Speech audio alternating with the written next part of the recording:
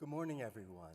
Welcome to the 125th anniversary celebration, which is continuing all year and into the next until April. Founding of the Vedanta Society of Northern California, San Francisco by Swami Vivekananda ji in 1900. The year is 2025. And it is my distinct pleasure to be your moderator, Bobby Coleman, this morning and this afternoon. Thank you very much for coming. It is great to see you. Pranams to revered Swamijis and to all of you devotees, well-wishers, and audience streaming online and recorded in the future, hopefully for many happy years to come. There are a few housekeeping matters that I was asked to announce, and then I will review the morning's program with a few pointers towards what will happen in the afternoon. And we're in for what I expect to be a magnificent and inspiring day. It is my humble job to help facilitate, and along those lines, it's been requested that the cell phones be checked and be turned towards some sort of silent vibration or off position so as not to interfere with the day's events. The program will include musical elements, the talks by the Swamis and professors, and music is planned, as well as some very special video presentations. And in the afternoon, there'll be your questions and answers. One of the things that I request is that you keep those robust questions in mind, and you'll have opportunities in the afternoon to ask these questions, but hopefully you'll keep them in abeyance during the morning session, but not lose them, keep them in mind. So I'll review the program now. We'll begin with an invocation, followed by host Swami Tattwamayananda ji's welcome. The talks will be, and I should say that the subject matter for the entire event today is Discover the Strength Within, Swami Vivekananda's message for personal and professional growth. The first talk by Swami Atmajnanananda ji Maharaj of the Vedanta Center of Greater Washington will be Vedanta's Transformative Impact on American Spirituality. The second address will be from Professor Sitansu Sekhar Chakravarti of the University of Toronto on Swami Vivekananda, Value-Based Ethics in the Tech Age. And following that, Swami Tattwamayananda ji will speak on Vedanta, Bridging Ancient Wisdom and Modern Innovation. There'll be a brief discussion of the ongoing book project, Freedom and the Mind, which is transcription of Swami Tattwamayananda ji's 174 classes on Patanjali's Yoga Sutras. I will discuss that. And then there'll be lunch and afternoon talks from Swami Sarvalokananda ji from New Delhi on Vedanta Beyond Boundaries. The Acting Consul General of India, Rakesh Adlakha, will speak on Swami Vivekananda's message for the modern world, followed by question and answer, guided meditation, devotional music by Sumita Chakravorty, and the vote of thanks by Ramesh Kapadia, the president of the society. So we have a very robust program. And speakers are reminded that the addresses will go roughly 35 to 40 minutes. And the complimentary lunch will happen in between at roughly 1 o'clock. And those of you who have people coming, and those of you who might wonder about the length of the day, some of the best activities are going to be in the afternoon, including the music, and the question and answer is always quite inspiring. So I'm looking forward to the entirety. Any questions? Raise your hand. Seeing no questions. All set. I will now call into action Dr. Radha Ivaturi from the Chiganti family with our invocation.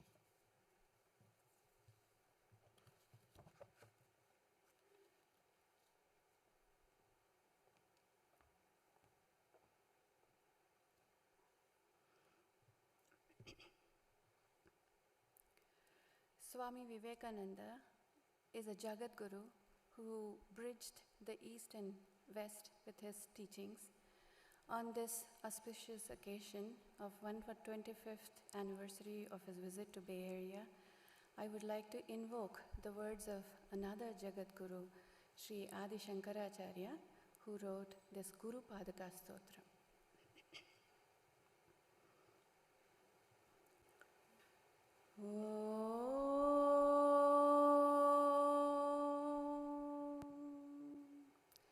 Ananta samsara samudratara naukayitabhyam guru bhaktitabhyam vairagya samrajyada pujanabhyam namo namaha Sri Guru Padukabhyam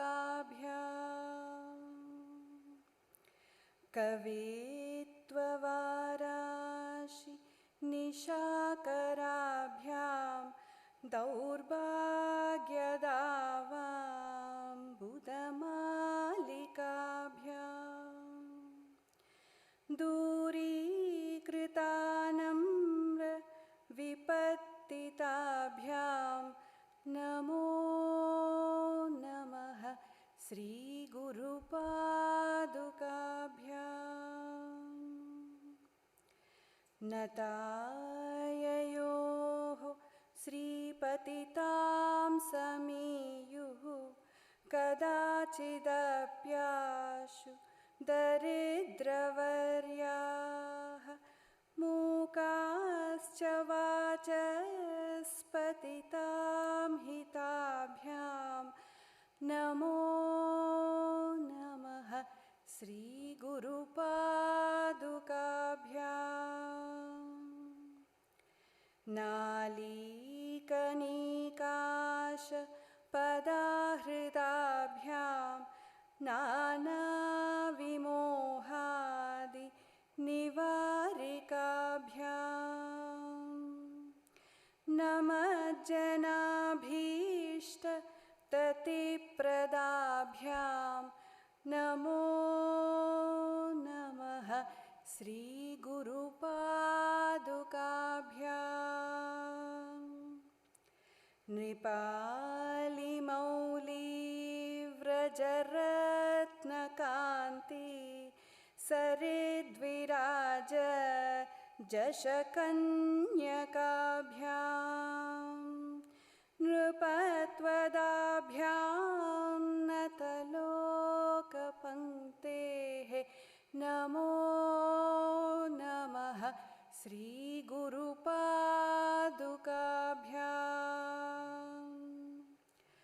Papandakararka Paramparabhyam Tapatrayahindra Khageshwarabhyam Jadyabdi Samsoshanavadavabhyam Namo Namaha Sri Guru Padukabhyam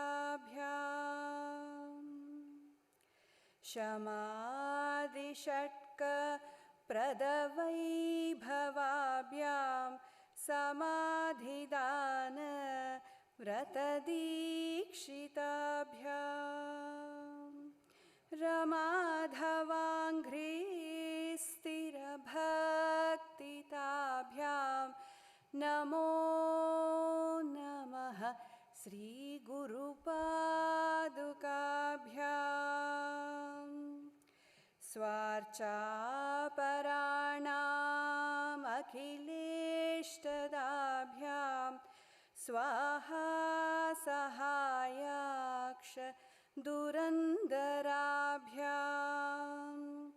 स्वान्ताच्छभावप्रदपूजनाभ्यां नमो नमः श्रीगुरुपादुकाभ्याम्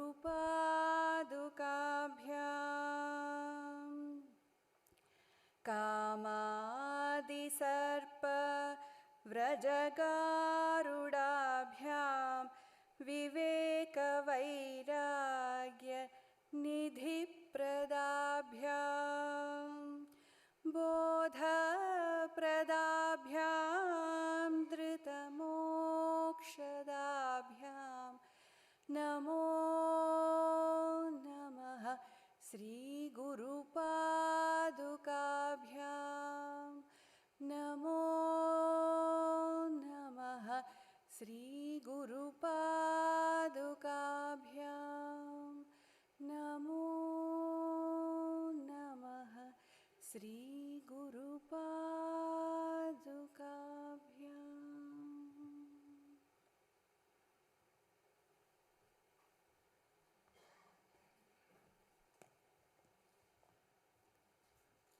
Thank you very much, Dr. Radhaji. That was so beautiful.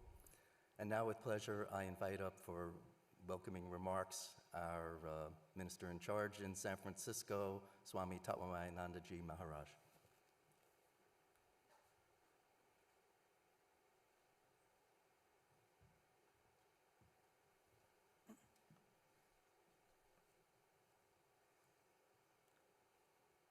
Om Stapakaya cha dharmasya sarvadharmaswarupine avatar varishtaya Ramakrishnaya te namaha. Good morning, welcome, and thanks for being here on this auspicious day, at this auspicious movement. As our moderator, Professor Bobby Coleman mentioned, this is a very important milestone in the history of the Vedanta Society of Northern California, San Francisco. This journey started on April 14th in 1900, where Swami Vivekananda was holding a series of classes in Vedanta in San Francisco.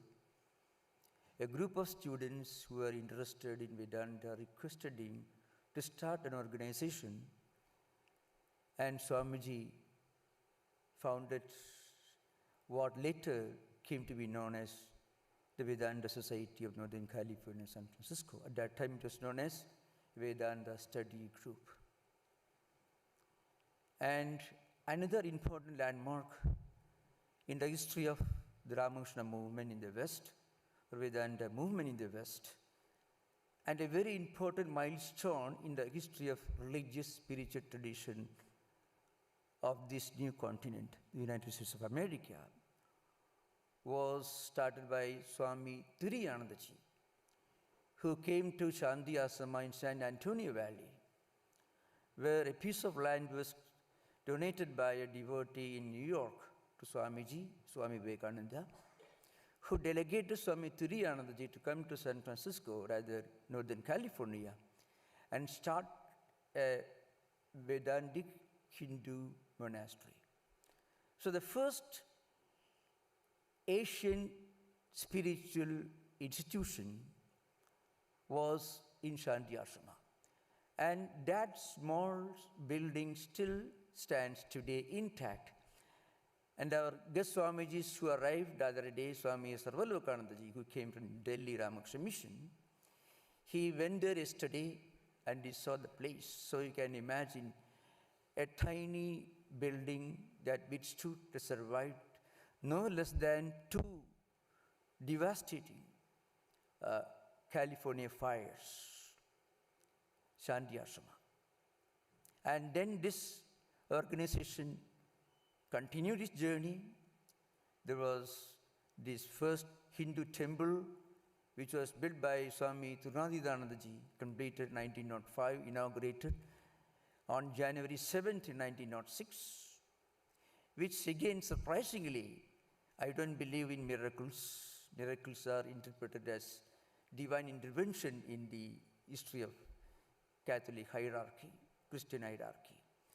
But the big earthquake and fire that started in San Francisco in 1906, about 3 months after the inauguration of the first Hindu temple of San Francisco, the fire came 1 block close to the old temple, and the winds took a different direction, and the temple survived. That still stands today. You can see the picture in the exhibition that we have put up outside the building. Then the new temple in 1959 in Valley Street, the Olima retreat, which was bought in 1944, and then our retreats in Lake Tahoe and so on. So, for Vedanta Society, it was a divine journey, a journey in spiritual space.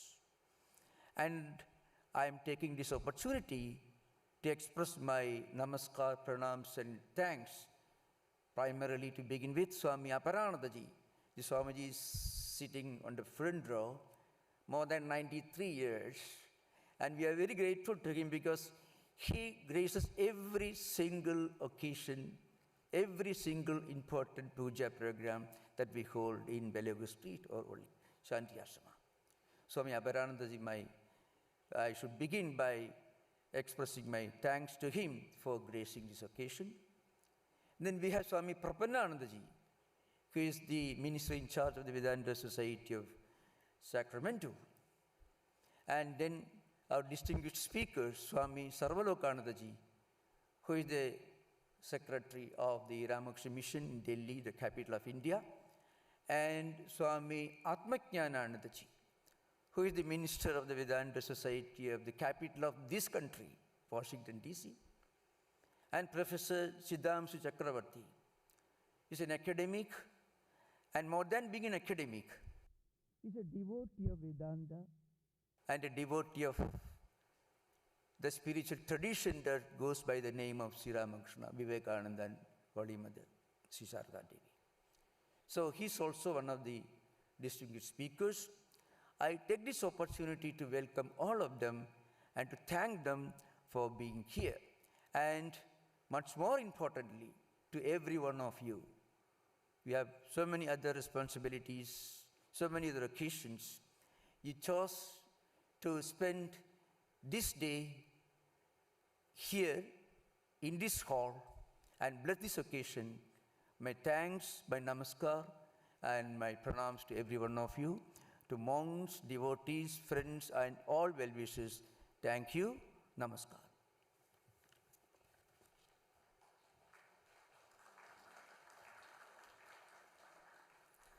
Thank you, Swamiji.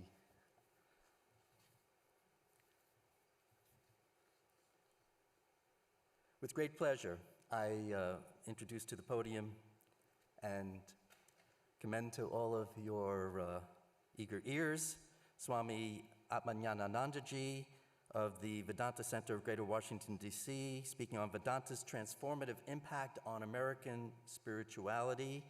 By way of introduction, Swami is minister in charge there at that center in Silver Spring, Maryland. He joined the Ramakrishna Order in 1981 at the Ramakrishna Monastery at Trabuco Canyon, California. He received final vows in 1996 and was posted to that DC center in 1997. He has a PhD in Oriental Studies from the University of Pennsylvania and pursued further studies in India. Thank you very much.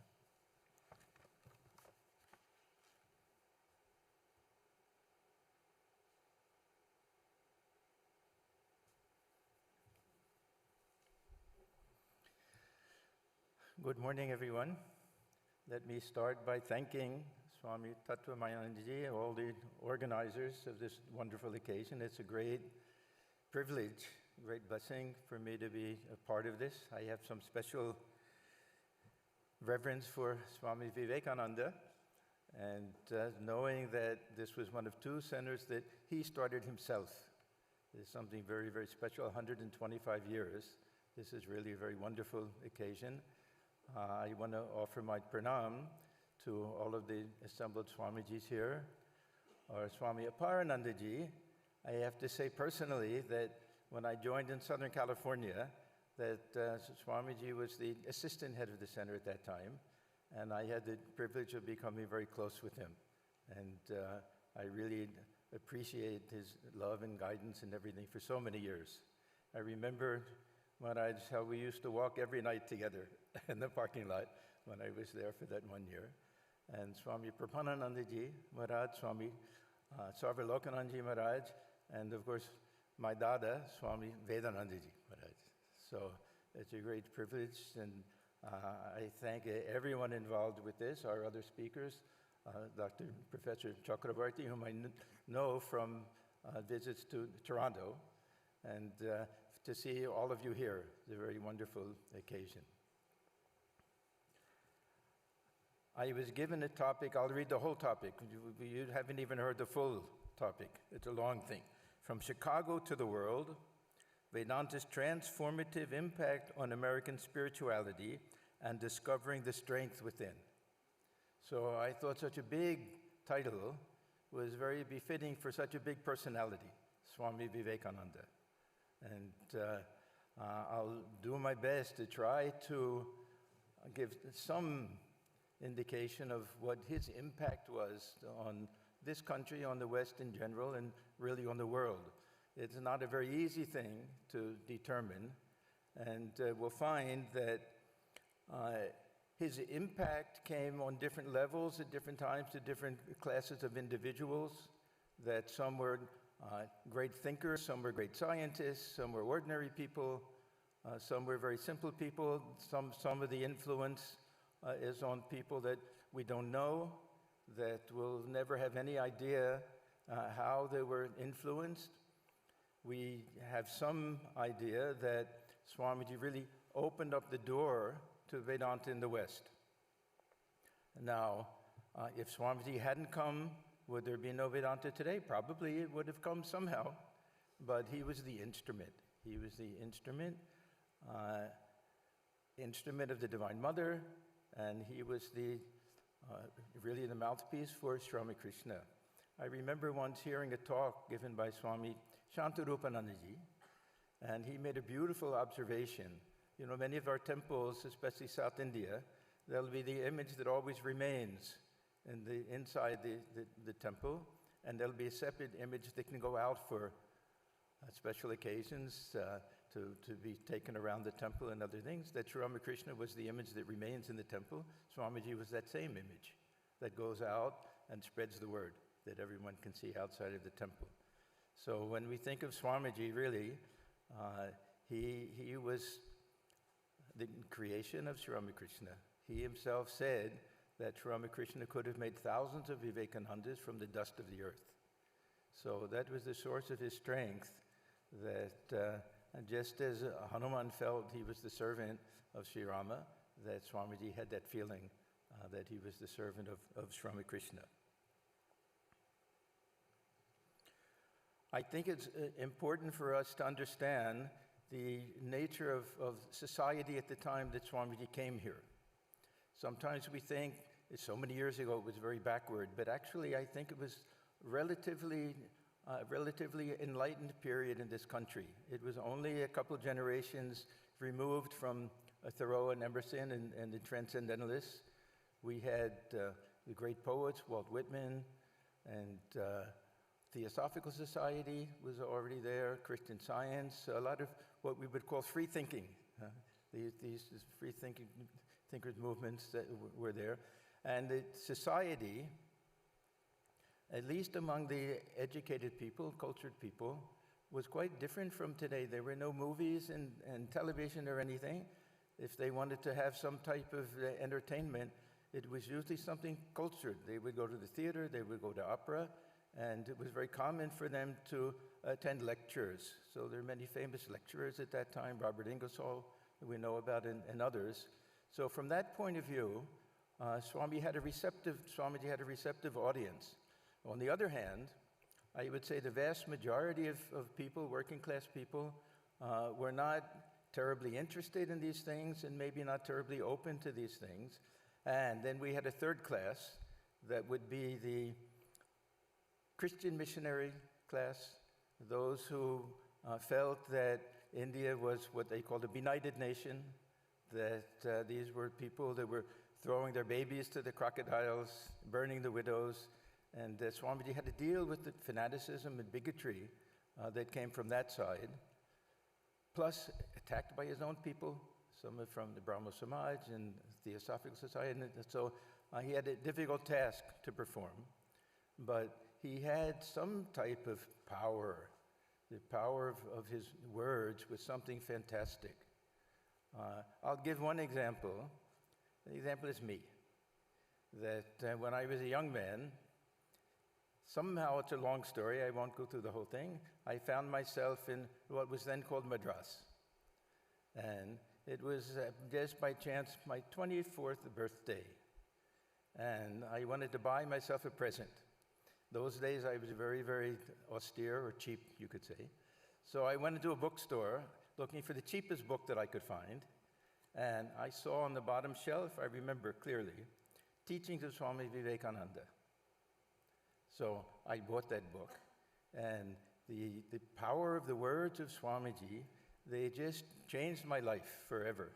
Just reading the words of Swamiji. Not compared to seeing him in person, that'll be something, of course, different. But just reading his words, everything changed for me. There's an expression in Bengali, Moner Manush, that I found the man of my heart. I had found the man for me. And now remember, I was a philosophy student before that. So I had read all of the so-called big philosophers, Hegel and Kant and others. But when I read Swamiji, then I really felt that the others were kind of earthworms compared to Swamiji.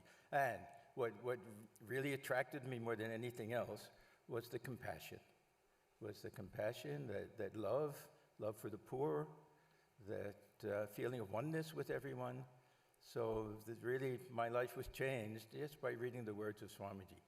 I remember sitting in the little hotel room in then Madras and just feeling, sometimes we don't know the events that change our life, only when we look back many years later and say, that was a turning point.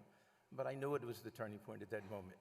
So I have somehow tremendous gratitude, especially to Swamiji. I used to jokingly say I was one of Swamiji's Madrasi disciples. Yeah.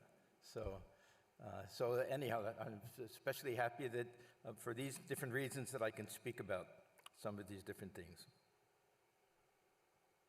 So as I was saying, that yes, we can say that Swamiji opened the door for all of the later groups that came, all of the different spiritual groups from India especially, but also Buddhist groups that came from other companies. But also there were many individuals whose lives were changed forever. And as I said before, Swamiji, he said one time that he initiated thousands of people in this country. We don't know how he did it or what he did or what he meant by that. But how many people had their lives changed that we don't even know about. But what Swamiji gave to this country, I would say two things. One, this divinity within and this feeling of strength. Swamiji's idea of the self, the Atman, was a little bit different, I would say, from the traditional Vedantic point of view, that for Swamiji, the Atman was a source of strength and fearlessness. If we like, we can say realization of the self, but still, to give us that feeling of strength, that lion within, not just the witness within, that lion within. There's Vedanta Keshari, Swamiji gave that title for the magazine. This to feel that. There was a story about Swami Turiyananda that I remember just now. He was walking, it may have been with the Guru Das Maharaj, Western disciple, and they were walking, I think, in Brooklyn or Central Park, something like that, near the zoo. And the Swami Turiyananda was telling him that, let the lion out of the cage. The people were thinking, we're near the zoo, how can they let the lion out of the cage? But he meant, manifest that strength of that self within.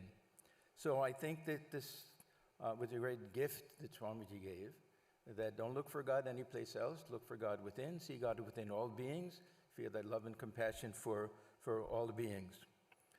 And the power of Swamiji's words came from that conviction and realization and that purity of heart and that tremendous reliance on Sri Ramakrishna, reliance on the Divine Mother. And to me, this was the source of his power. See, when Swamiji came to the Parliament of Religions, addressed everyone, sisters and brothers of America. Now, I can do that. I can say sisters and brothers of America. No one will stand up and applaud for 7 minutes. So they felt something. It wasn't just the words. There was a power behind Swamiji's words to awaken something that I don't think the people even understood at that time. But what was awakened within them? Some feeling of divinity, some feeling of unity, some feeling of oneness. Swamiji was the only speaker who didn't speak as a representative of his own tradition, trying to promote his own tradition. He spoke about tolerance and universal acceptance. If you read all of his talks at the Parliament of Religion, this was the main theme. So there were many who were there at the time of the Parliament and who heard him speak in other places that immediately, as soon as they heard him, they knew something special was there. Josephine MacLeod, she made a great statement. She said, the first time I heard Swamiji speak, I said, yes, that's true. And every other thing I heard him say, I also said, yes, that's true. So he had that power. And it was only the people who had the ability to receive it. There would have been many there that weren't impressed even. There were many who were ready to fight against him. But those who were willing to receive him, their lives were changed. Mostly women in this country. Josephine MacLeod, Sarah Bull, Nivedita, of course, from England, Sister Christine, and many of them devoted their lives to the work in India because of Swamiji's inspiration. That one of his goals in life, you can say, was to raise India. That his heart really bled for the poor of India, and they were inspired to the extent, Nivedita and Sister Christine especially, they devoted their whole lives to that kind of work. Josephine MacLeod, what did Swamiji say to her? He said, love India. So every year she would go back, and much of the money that was raised for, first of all, purchasing the land at Bellarmut, and then building the temple, all of that came from the West, and mostly from women, that they were especially devoted to Swamiji. Then from the intellectual level, how Swamiji impressed, first of all, Professor Wright, and then he had a nice association with Harvard. There was one great philosopher, Josiah Royce. Many of these met him. And of course, William James, the great psychologist. He was definitely influenced by Swamiji when he wrote some of his most important things. So Swamiji had that connection with some of the great thinkers in this country, great scientists. We know the case of Tesla, Nikola Tesla, that Swamiji had great hopes that he would be able to really do the work that Einstein did, that this kind of oneness of energy and matter. And Tesla even used some of the terminology, Sanskrit terminology, from Sankhya and other systems. So he was greatly influenced by Swamiji. Swamiji was a little disappointed that he wasn't able to do exactly what he was working on. But that was a very sweet kind of relationship. They corresponded and met. And big industrialists, we know that even on the ship, Swamiji meeting Tata, that how he turned him into great industrialists in India, steel and everything, and did so much good for the country. I recently heard one interesting incident, or another individual. His name was Paul Harris. This Paul Harris, I'd never heard of him before. He was the founder of Rotary Club. and Rotary clubs now all over the world, they do wonderful service type of activities. He heard Swamiji at the Parliament of Religions, and later he was connected with the Unitarian Church in Oakland and heard Swamiji there. Now, as another case, do we know that he was influenced by Swamiji? We can't prove it, but every possibility. So there'll be dozens and dozens of cases like that Swamiji inspired people, and we have no way of knowing about it.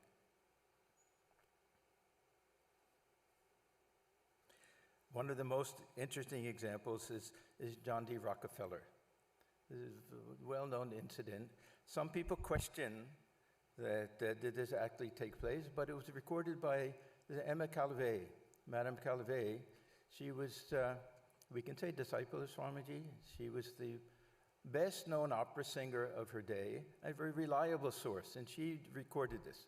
So I want to read about this meeting that Swamiji had with Rockefeller. He was staying in somebody's home. We don't have the name of that person. She simply says Mr. X, in whose home Swamiji was staying in Chicago, was a partner or an associate in some business with John D. Rockefeller. He was a fabulously wealthy person at that time. Many times, John D. heard his friend talking about this extraordinary and wonderful Hindu monk who was staying with them. And many times he'd been invited to meet Swamiji, but for one reason or another had always refused. He was a proud man. And what would he do, go meeting this monk from India? At that time, Rockefeller was not yet at the peak of his fortune, but was already powerful and strong-willed, very difficult to handle, and a hard man to advise. But one day, although he did not want to meet Swamiji, he was pushed to it by an impulse and went directly to the house of his friends, brushing aside the butler who opened the door and saying that he wanted to see the Hindu monk. The butler ushered him into the living room, and not waiting to be announced, Rockefeller entered into Swamiji's adjoining study and was very much surprised, I presume, to see Swamiji behind his writing table, not even lifting his eyes to see who had entered. So Swamiji is just sitting there, not even looking up. This very proud man is waiting. Who is this monk? Not showing me any courtesy even. After a while, Swamiji told Rockefeller much of his past that was not known to any but himself, and made him understand that the money he had already accumulated was not his. He was only a channel, and that his duty was to do good to the world. That God had given him all his wealth in order that he might have an opportunity to help and do good to people.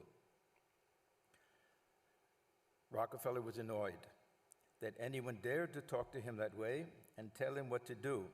He left the room in irritation, not even saying goodbye. But about a week after, again without being announced, he entered Swamiji's study, and finding him the same as before, threw on his desk a paper which told of his plans to donate an enormous sum of money toward the financing of a public institution, maybe University of Chicago. Well, there you are, he said. You must be satisfied now, and you can thank me for it. Swamiji didn't even lift his eyes. He didn't even move. Then taking the paper, he quietly read it, saying, "It is for you to thank me." That was all. This was Rockefeller's first large donation to the public welfare. So as I say, there'll be so many cases that we don't know the impact of Swamiji's words. I'm going to close by telling a story. This is a story that I heard directly from the person involved. A very good way of understanding how the impact of seeing Swamiji was not even known to the people themselves very often. And sometimes it just remained hidden. This was a woman disciple of Swami Nikhilanandaji, who lived in Boston. She was very close to the center. She used to drive Swami Sarvalokananda back and forth between Boston and Providence. She was quite old when I met her. She told me the story, that when she was a teenage girl, she came across the writings of Swamiji. And she had an elderly aunt who saw that she was reading the Swamiji said, oh, you're reading him, that monk, that Vivekananda. And she said, how do you know? She said, he came and stayed in our house when she was a little girl. Now, one thing I should say, that very often you'll see in these placards and posters that they wrote his name Vivekananda, as if it's two different words. Swami Vivekananda. Now, the Viva in French means life or long live, life. So many of the people who, of course, won't know Sanskrit, they'll assume that the Viva means something like that, life, something. So anyhow, she said, yes, he stayed in our house. I was a young girl, and I remember him and everything, but she wasn't so impressed or anything, and she told her niece that, yeah, you're going to get involved with that group, okay, but be cautious and everything. So and then nothing happened very much. This aunt, when she was on her deathbed, the end of her life, the last words she said were, "Viva my life," and then passed away. So imagine, after all of those years, not realizing that somehow he had made an impression on her when she was a little girl that didn't manifest itself to the very end of her life. So as I say, it's very hard to assess the extent to which Swamiji affected individuals, whole groups of people, the whole country, the whole world. How Swamiji, he once said, I've been given this task of changing the thought current of the whole world. So this is a tremendous debt that we owe to Swamiji, and I'm very grateful and thankful that I had this opportunity to say a few words about that. So thank you very much.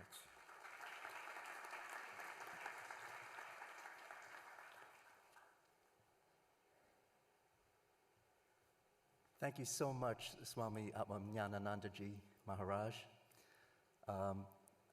I would be remiss without acknowledging that wonderful reference to Walt Whitman, who was the great American transcendental poet, mostly active between the 1860s and the 1890s, overlapping Swamiji's time.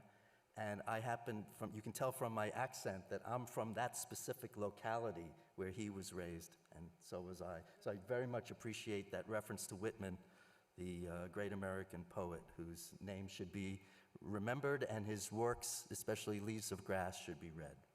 So thank you very much. Swami's reporting that he's also from that area, so the circle is ever closer. We're going to continue our wonderful celebration of the 125th anniversary of the founding of the Society. And our program, again, is Discover the Strength Within, Swami Vivekananda's message for personal and professional growth. Our next speaker is Professor Sitansu Sekhar Chakravarti. He will be speaking on Swami Vivekananda, value-based ethics in the tech age. Professor Chakravarti is currently affiliated scholar at New College, University of Toronto. He earned his PhD from Syracuse University, concentrating on the philosophy of language. For his master's degree, he studied original Indian philosophical texts at Jadavpur University. As a visiting professor, he taught at the University of Rajasthan, Jaipur, and at Visva Bharati, Shanti Niketan. Thank you very much. Welcome, Professor Chakravarti.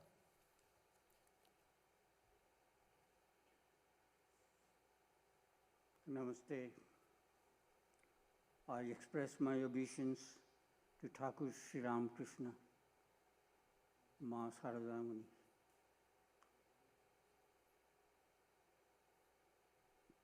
Swamine Srimad Vivekananda Devaya Nama.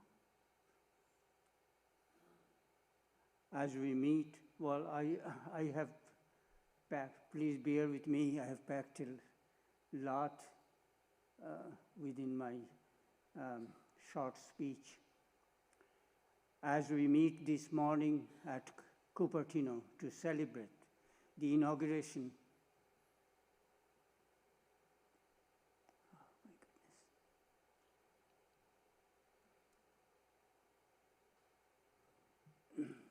of the Vedanta Society in San Francisco 125 years ago by Swami Vivekananda, who opened the door to the deep spiritual message of India for the people of the West, we are naturally reminded of Steve Jobs, the great inventor and entrepreneur of modern times, having a wide relevance to everyday living today, who had a passion to access the spiritual domain India has left for the world.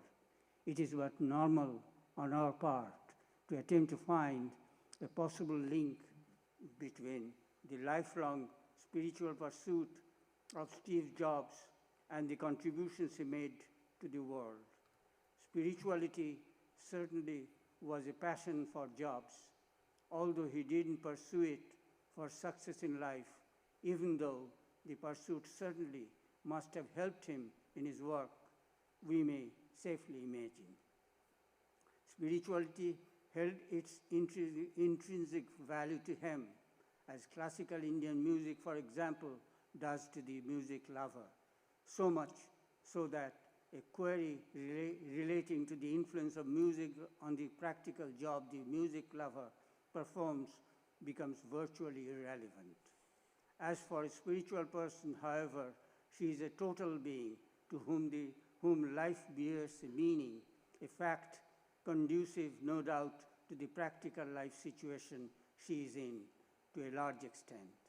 The inner call to repeat for shaping the spiritual reality of a person carries a value independent of the effect it has on the practitioner's lived reality.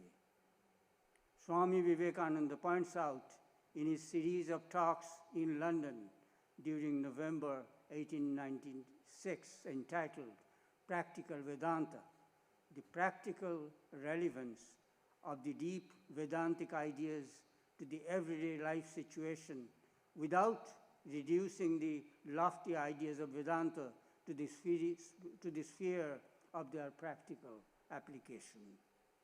Here, we broadly dislodge the theory known in Western philosophy as consequentialism, insofar as the worth of a thing or an action is reduced to the worth of the consequences following from it. We will go later in some detail to the way Swami Vivekananda dislodges consequentialism as pertaining to the area of ethics. Before we start our conversation on the value-based ethics that the title of this talk alludes to, we must decide what is meant by value. What, in other words, is it constituted by? How does it originate? All this in the wake of our attempt at arranging the thoughts of the Swami in the language of philosophy in the 21st century. Here, what we indulge in doing is world philosophy, as Michael Sloat, the famous American ethicist, loves calling it, insofar as we benefit the philosophical stride of the day while we incorporate the wisdom of the East in the task of doing philosophy as such in our attempt at solving philosophical questions, a process not to be segregated as Western or Eastern. We start with relating Swamiji's thoughts to the three main theories in the West in the field of ethics and end with the invaluable contribution to the area of care ethics, a topic that has not attracted till today the philosophical attention it deserves, Swamiji's contribution to care ethics.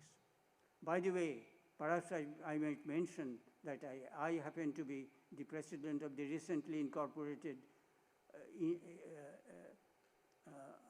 International Society for World Philosophy located at Massey College, University of Toronto. leaving aside the instances of value, quote unquote, that we tend to agree to avoid as constituting the proper candidates for the valuist ethics we are after, while our search continues, namely, the value a murderer or a habitual cheat is seen as holding in life, we are often led to the scripture to find the answer to our quest for the values we are supposed to pursue in life. The problem of basing the values of life on the authenticity of the scriptures is that the existence of variety, i.e. multiplicity of scriptures corresponding to the diversity of religions in existence in the world, fails to provide a universal system of basic values for us all. Swamiji says this. Swami Vivekananda in his series of talks, Practical Vedanta, leads us away from dictates, even from those emanating from the scriptures, as the source of our values in life. Thus, he frees us from the theory known as the deontological source for morality, as he trades the path of philosophical reasoning, which he prefers to following dictates of any kind, scriptural or otherwise, in the course of his analysis of the concept of unity, or better still, non-duality advocated in Vedanta. Quote, the impersonal God in Vedanta is a living God, a principle, unquote, he says, manifested in the concept of unity that expresses itself as existence, consciousness, and bliss, unconditional, presenting itself in all, including the humans, the highest manifestation of God. The personal God, on the contrary, he views, quote, a dead God, his wording, quote, a God whom nobody sees, nobody knows, and yet is attractive for supposedly doling out bounties. CF is Vedanta, the future religion. To the question, what is the idea of God in heaven? Swamiji answers, Vedanta, the future religion. Materialism, quote and unquote. To explain, we tend to need a God in heaven most when we aspire to avail of material desirables, unattainable through ordinary application of mundane sources. To the question, what do you pray for, quote and unquote, Swamiji's answer is, quote, to go to heaven, to get something? Lord, I want more food. By the way, all this prior to Freud's The Future of an Illusion.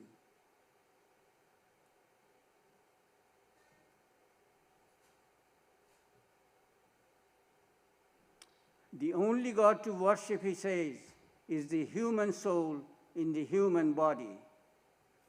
His wording. Here, worship does not imply involvement in any formal process, but emphasizes a mode of positive involvement.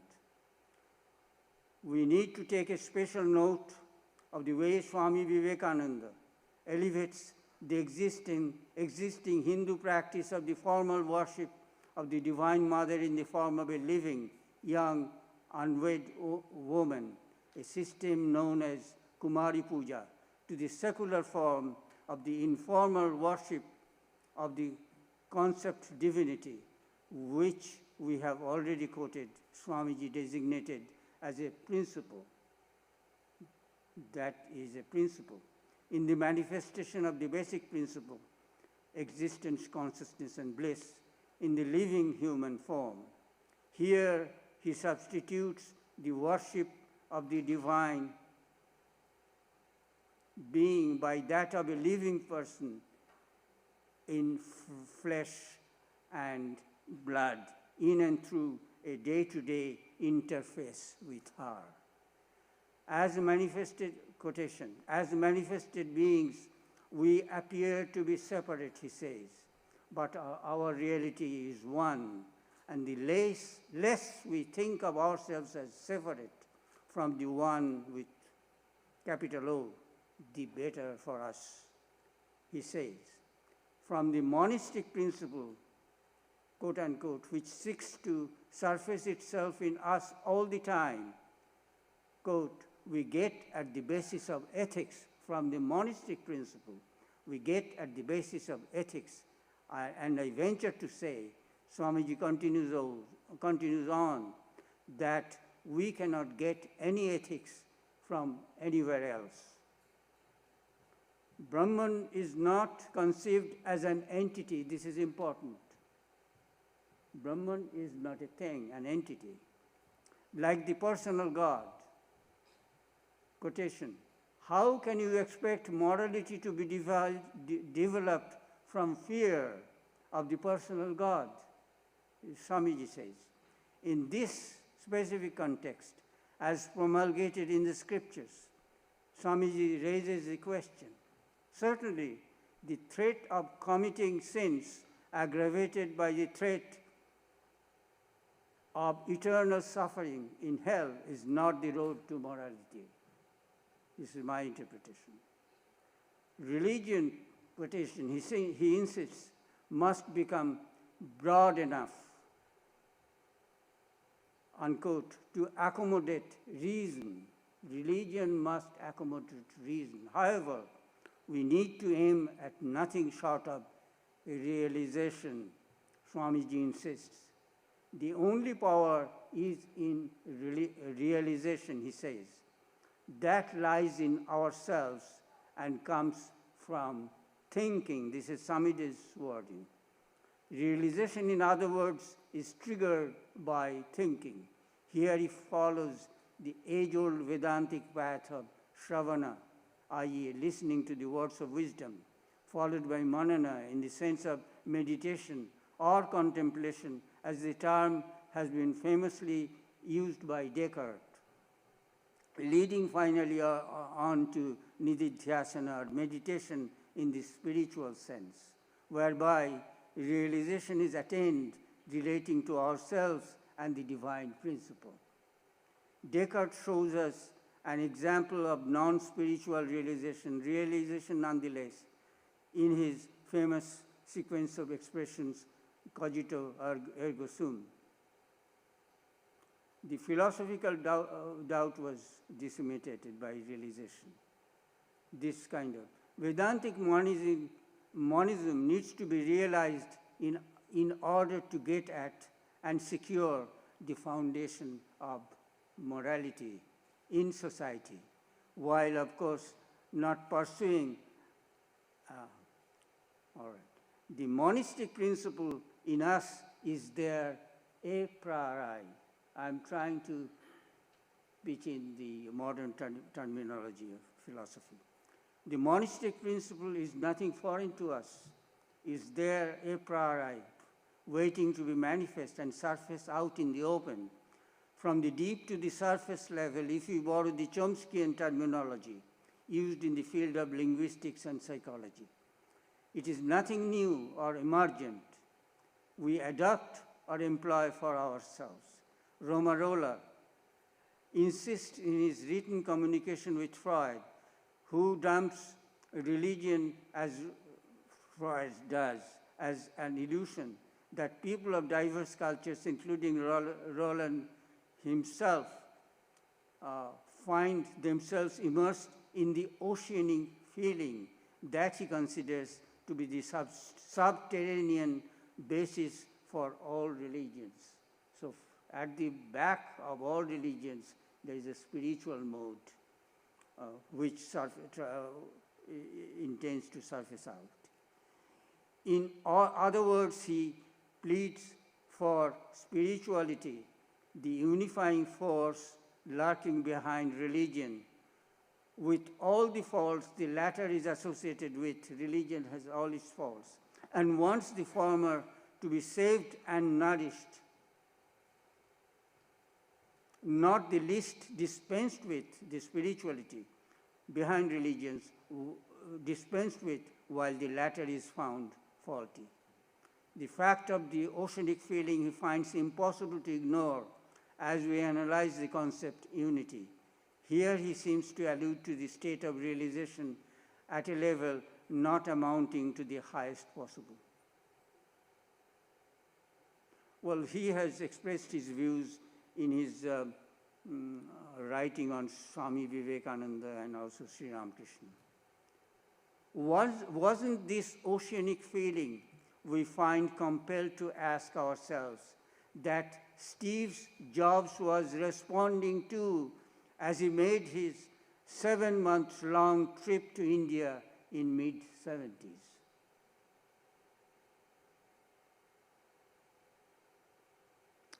Deontological, i.e. duty-based commandments are ruled out as the basis of morality. Swamiji does, as we have seen. Swamiji has raised his voice against the stand of consequentialism as well, the other theory relating to ethics, as he critiques the utilitarianism of John Stuart Mill that embraces the consequences of actions as the sole or outstanding, if not the sole criteria for morality. In the idea Swamiji propagates regarding serving humanity, the concept of service to divinity in and through the process is the key element that determines the mood and spirit of the service to humanity involved. So why do this service? The actions performed by the agent in the process and aimed at by her are shaped and determined by the spiritual mood involved, and certainly not by the consequentialistic considerations alone. So what the action leads to, that is determined by the mood, spiritual mood. Utilitarian or consequentialistic, the Swamiji's words, standards cannot explain the ethical relation of men, for in the first place, we cannot derive any ethical laws, his words. And then, meaning thereby, this is my interpretation, ethical laws, by that he means deep spiritual insights from consideration of utility. Any system, he continues, Swamiji, that wants to bind men down to the limits of their own societies is not able to find an explanation for the ethical laws of mankind. The utilitarian wants to give up the struggle for the infinite, the reaching for the supersensuous, as impracticable and absurd, and in the same breath asks us to take up ethics and do good to society. Why should we do good? He is raising this question. Doing good is a secondary consideration. We must have, Swamiji says, we must have an ideal. Ethics itself is not the end, but the means to the end. His words. Why should we do to other men and not injure them? This is a very lively question Swamiji raised for today's world. If happiness is the goal of mankind, he continues, why should I not make myself happy and others unhappy? The basis of utility is too narrow, he observes. The goal of reaching the infinite is missing in utilitarianism, Swamiji says. We certainly need to see that an action is fit for the occasion in view of the results it generates. But however, the consequence is important. However, the motive for the way we operate in the world is determined by the goal of life, which is not set tightly in the consequentialistic chamber. as infinite joy waits to be out, unfolded, and explicit, ushering in all glory for us. All our existing joys are but fragmented or distorted manifestation of the divine joy that is lying covered within. It is supersensuous in being a priori, and a priori principle. We have noticed Swamiji designating it the ultimate as a principle that sets the modes of our ethical behavior, even when it does not manifest itself in all its glory. Even though an act is fit for an occasion, it may be defective in lacking in a requisite moral tone needed for the performance of the act. So the consequence is not the whole thing. Thus the consequentialistic consideration does not cover the whole of the field of morality, insofar as it may be seen as failing to cover the area of the moral tone that reserves the needed attention. An action may be defective even as it produces beneficial consequences while associated with defective motives like boasting, as the Mahabharata points out. Swamiji again, build up your character, Swamiji says, and manifest your real nature, he advises.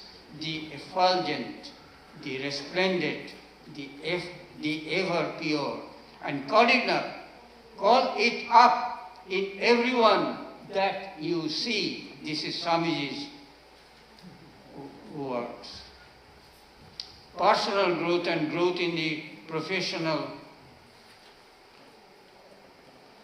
area go hand in hand, as the former leads on one to the other, personal growth to professional. They do not work in isolation. Here there is now we come to care ethics of Swami Vivekananda. One of Sri Krishna's great contributions is redefining the concept of sacrifice, bringing it to a new height, as he replaces the existing one of the expectation of boon from God in return for the sacrificial offering made, Dehi me dadanite. We will dwell on the matter in some detail as we discuss Swamiji's contribution to Sri Krishna. Care ethics that Swami Vivekananda initiates at the end of this 19th century, much before the care ethics introduced in the West in 1980s, is grounded on the secular spiritual. This care ethics of Swami Vivekananda's is grounded on the secular spiritual theology of Vedanta, contained in the fold of Hinduism, where divinity is innately built in the constitution of humans. The humans are thus looked upon as manifestations of divinity, while care as well as resultant service to them amount to service to the divine, viewed, we might say, either as a personal God or as an impersonal divine principle. For the poem, he wrote a poem in Bengali, to a friend, composed originally in Bengali. Swamiji ends the final stanza with, from Brahman down to the worm and atom, in all things the same God of love dwells. Friend, offer mind, life and body at their feet. These are God's various forms right in front of you. Rejecting them, where are you looking for God? One who loves all beings truly serves God. Translated from the original Bengali by Swami Atmajnananda. This brand of care ethics is termed seva ethics, service yoga. We may call it care yoga, which combines bhakti yoga with karma yoga. Here action is motivated by devotion to the divine, keeping the perspective of the well-being of people who are in need of care. Do you have some few minutes? Okay. This leads the agents administering care to the spiritual goal of unfolding in themselves to partaking of the divine bliss that constitutes the very essence of human existence, an outcome indeed of the existential becoming resulting from the motivation of devotion or dedication to the divine, that is divinity, the principle, in the process of performing needed acts for the deserving. We're doing things for others, but then we are elevating ourselves. Through this elevation, we are more able to do things. These are acts of care and not just of duty, as in deontology or consequentialism, where sentimentalism can be visibly absent. The care ethical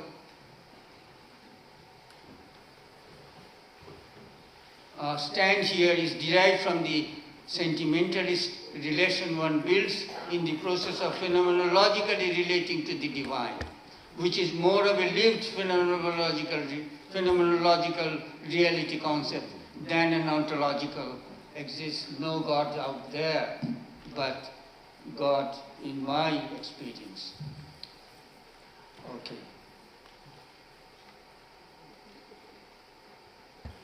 The divine, give me 2 minutes if I, the God is divine is a concept in the lived reality, revealed in.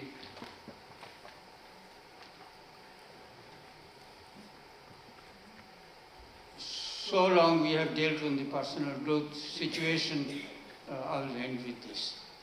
We have dealt on the personal growth situation that the Swami's ethics aims at as the goal of life. However, looking upon others as incarnation of the divine not only helps usher in spiritual development in the agent, but helps build an atmosphere of prosperity and growth for all, where the others are included in the tie of the accommodative bond of spirituality that originates in the agent as a result. Personal growth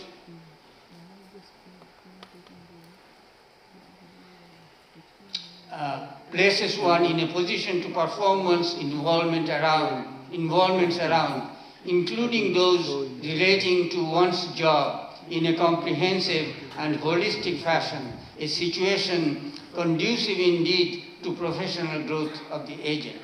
Personal growth obviously results in a better management situation at work, which is clearly effective in the achievement aspect of the job that is deeply tied to the area of management.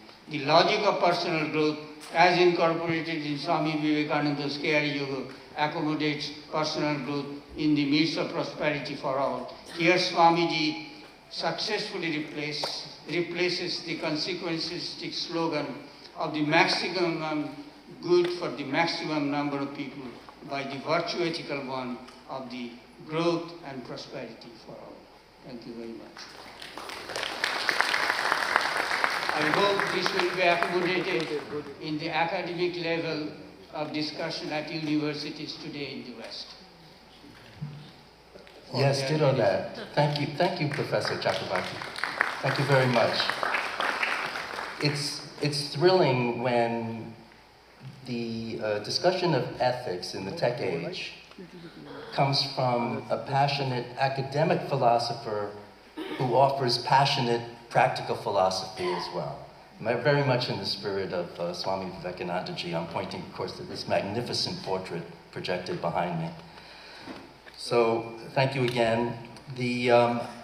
I've been asked to do sort of an update on some of the program matters.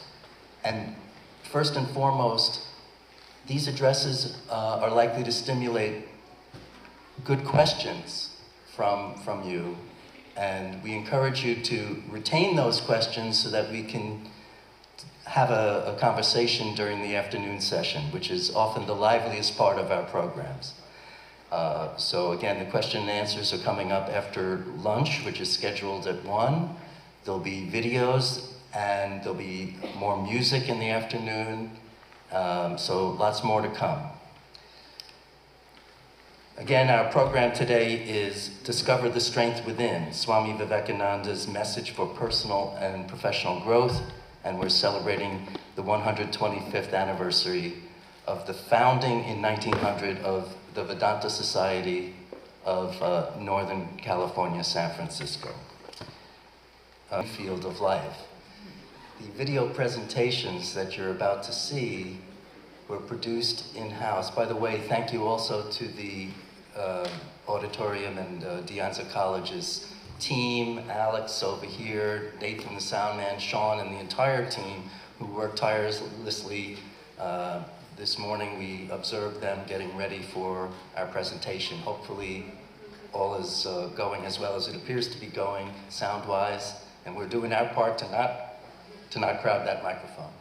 So thank you. The videos that you're about to see are going to profile first the history of the Vedanta Society, and second, some of our programs, including our Friday night classes, our Sunday lectures, and our Sunday evening Stanford Hindu Students Association classes on the foundational texts of Indian philosophy, which get streamed. All of these get streamed around the world and viewed widely. We hope that they are continuing to be well received.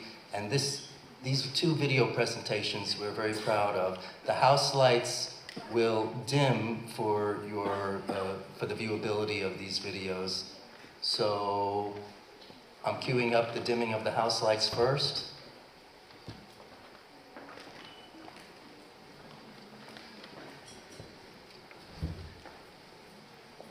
Thank you very much. Please enjoy the videos.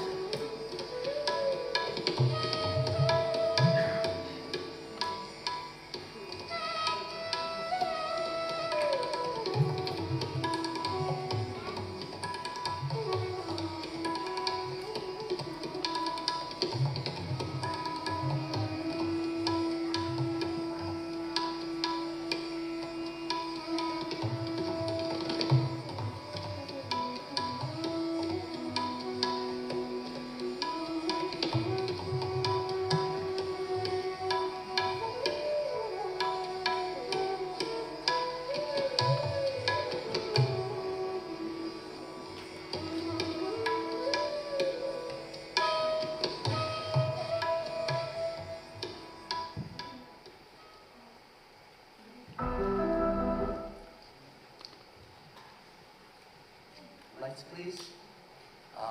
Thank you very much.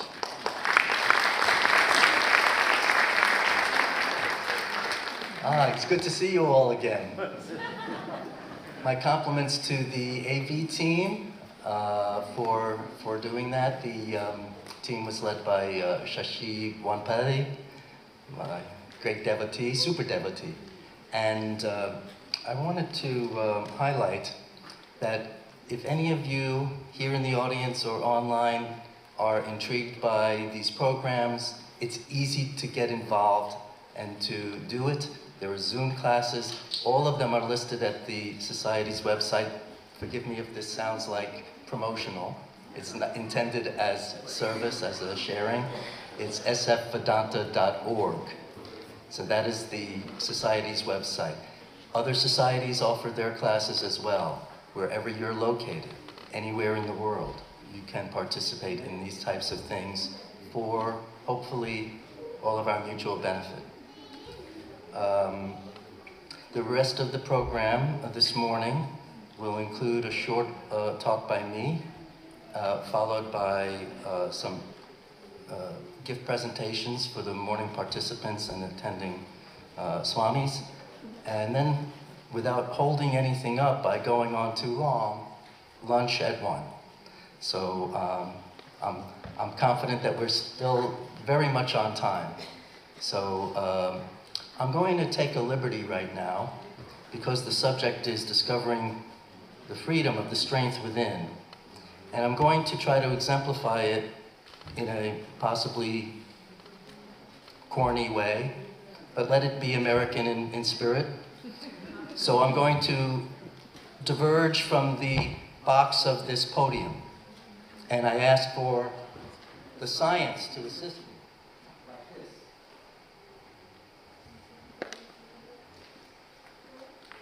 Science is with me. Science is almost with me. Science is not with me. It's not audible. It is not. Science is with me. Yes, but not online. So thank you. I know that. I can be heard. So the reason I'm doing this is to illustrate something, not to be showy about it. First of all, I'm very happy that I'm even here, because as the great devotee Akshay Shah was driving his vintage vehicle down Interstate 280, southbound on the highway between San Francisco and here in Cupertino, towards this image of Swamiji, another driver radically veered unpredictably across this open highway into our lane. And Akshay took immediate evasive action. And I don't want to over-dramatize, but it was one of those severe near calls. And I'm very grateful that Akshay exemplified that perfect balance between science and art and the human control of the situation. That other vehicle was driven by a person whose countenance indicated that he was very relaxed. And perhaps these self-driving cars and other types of autonomic machines can lull us, as we heard from the previous speakers, can lull us into a loss of our freedom and our human vigor. Moreover, our love and connection with life itself and with each other. So thank you, Akshay Shah, for saving my life. I'm also here at the center of the stage to illustrate something about where we are. We're in a windowless room, a wonderful facility at this Visual and Performing Arts Center at De Anza College. It's a fantastic facility. The seating is apparently very comfortable. The issue is no windows.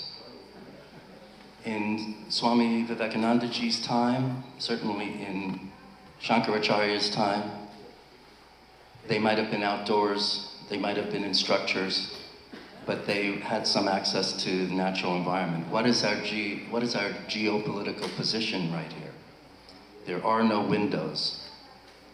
So those of you who know which is east, please point towards the east.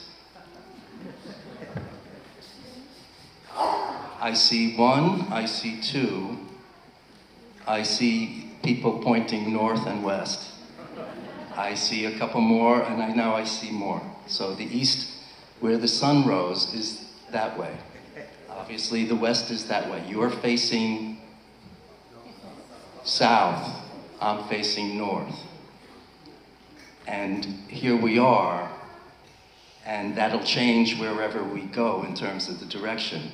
But the environment, by the names we give it, remains the same. Now I'm going to go back to the podium, because I think I made the point that we're here in that circle wherever we go.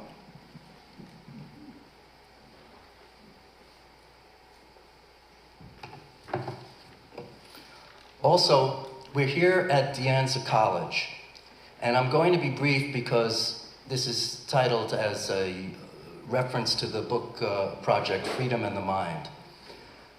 But regarding freedom and the mind, here at De Anza College, we're next to an art museum. We're not just in an auditorium. We're next to a place that's designed to be a meeting of science, technology, and humanistic art. In fact, this museum is dedicated to underrepresented voices and is named after a woman and is endowed by a woman artist and her acolytes, her family and patrons. And therefore, it is meant to serve the underserved, just as the college itself has majority non-American born students, majority Asian, and here at De Anza College, that's what's going on. This is a 2-year college that then feeds into other 4-year universities and beyond, if desired. So, De Anza College is the very location that Steve Jobs, who 2 of the previous speakers referred to, was enrolled. Now, you've all heard of Steve Jobs. Have you heard of Steve Wozniak, the co-founder of Apple? Raise your hand if you've heard of Wozniak.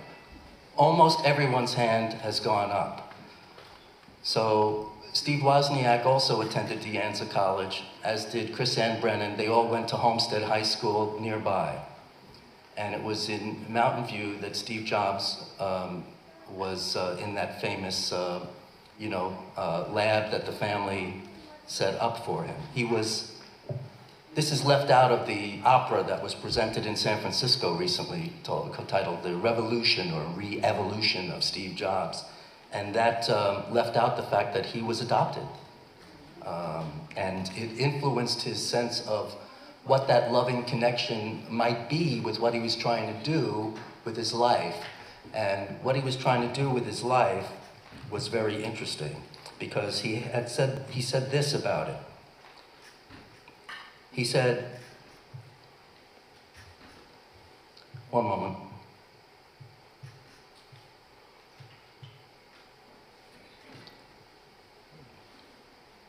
I always thought of myself as a humanities person as a kid. but I liked electronics. Then I read something that one of my heroes, Edwin Land of Polaroid, said about the importance of people who could stand at the intersection of humanities and sciences. And I decided that's what I wanted to do. So what does that look like if you're at the intersection of humanities and sciences, and you've been adopted, and you want to know where meaning and love is in your life? That's a tall order. And it's something that he apparently struggled with interpersonally with respect to his own relationships and family.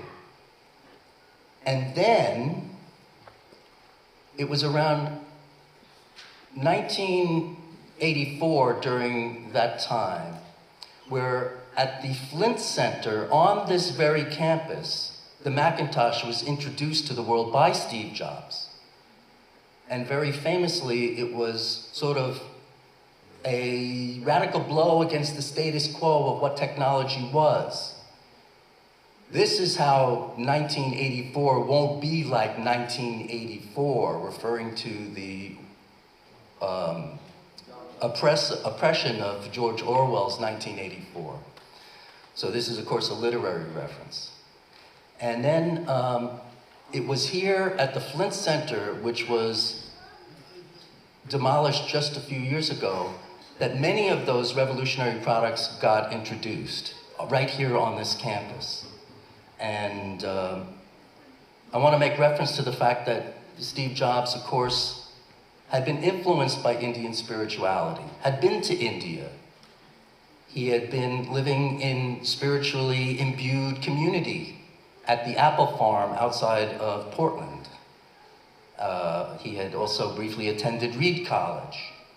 And at the time of his passing, the families had the memorial service at Stanford University, and following his instructions, each attendee received a copy of Swami Yoganandaji's autobiography of a yogi. So that's pretty remarkable for a tech hero, so to speak. Around 1991, up the road at Stanford Graduate School of Business in its former digs in the Bishop Auditorium, they had a series called View from the Top. And I'm standing shoulder to shoulder with Steve Jobs when, during the Q&A, like we're going to have in the afternoon, one of the students comes up. Lorene Powell, a graduate student in the MBA program, in the same program I attended at Stanford. She came up and I could feel the tangible influence of divine connection and love. And I have not had an opportunity to tell Lisa Brennan Jobs, the daughter, or the other kids, or even Lorene Powell Jobs, about the feeling that I felt was completely obvious. It was almost physical, like a physical manifestation. Moreover,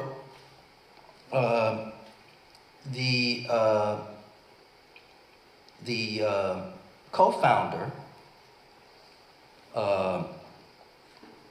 I wanted to mention that Lorene Powell Jobs has also named her philanthropic efforts the Emerson Collective, after Ralph Waldo Emerson, who also is connected to the Vedanta movement.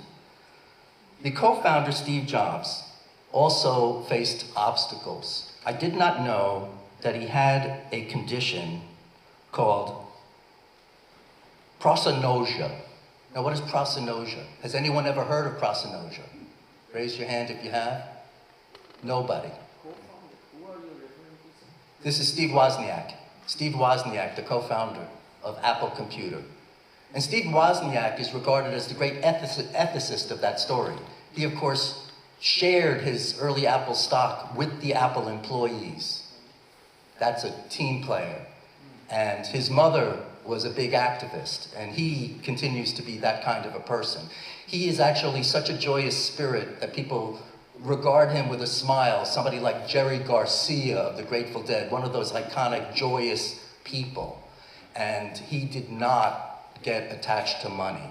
So he had this prosanosia, and it is a remarkable thing. It's a rare neurological condition, yet another obstacle, that you cannot recognize another person's face. Well, what does it mean if you can't see another person's face in a way that helps you distinguish who they are? Your regard on the world is very free, very universal in spirit. And there he is, this towering icon of creativity in the tech world, continuing to be an inspiration. And there he was, not really able to distinguish who was who, except by maybe gestures and sounds of voices and other secondary things. So it's interesting, just like any near-miss accident or neurological condition, sometimes obstacles can result in great spiritual breakthroughs. He had something to say. Who's heard of Tom Swift's stories, the books of Tom Swift? Nobody. Well, these were published in various series, early 20th century, and then republished in newer versions. And the Tom Swift stories are about a hero engineer youngster. And Steve Wozniak cited the Tom Swift stories, which my father used to give me to read, as his inspiration to become a scientist, and say that the books made him feel that engineers can save the world from all sorts of conflict and evil. So they were a huge inspiration to him, like many of these tech pioneers spoke of Star Trek, the various Star Trek series that way. So getting away from popular culture, and I'll now get to the matter of the book. So the book also faced kleshas, and they had to do with the Sanskritization as well as the treatment of the 174 majestic lectures over 8 years that Swami Tattwamayananda gave. And this is on Patanjali's Yoga Sutras. Patanjali's Yoga Sutras were almost hidden from consideration in the canon of such literature, except by select groups. It was underground for virtually 700 years until Swami Vivekananda, our society's founder, put them front and center in the book Raja Yoga, published in 1896, 4 years before our founding. And here's a quote from his prologue.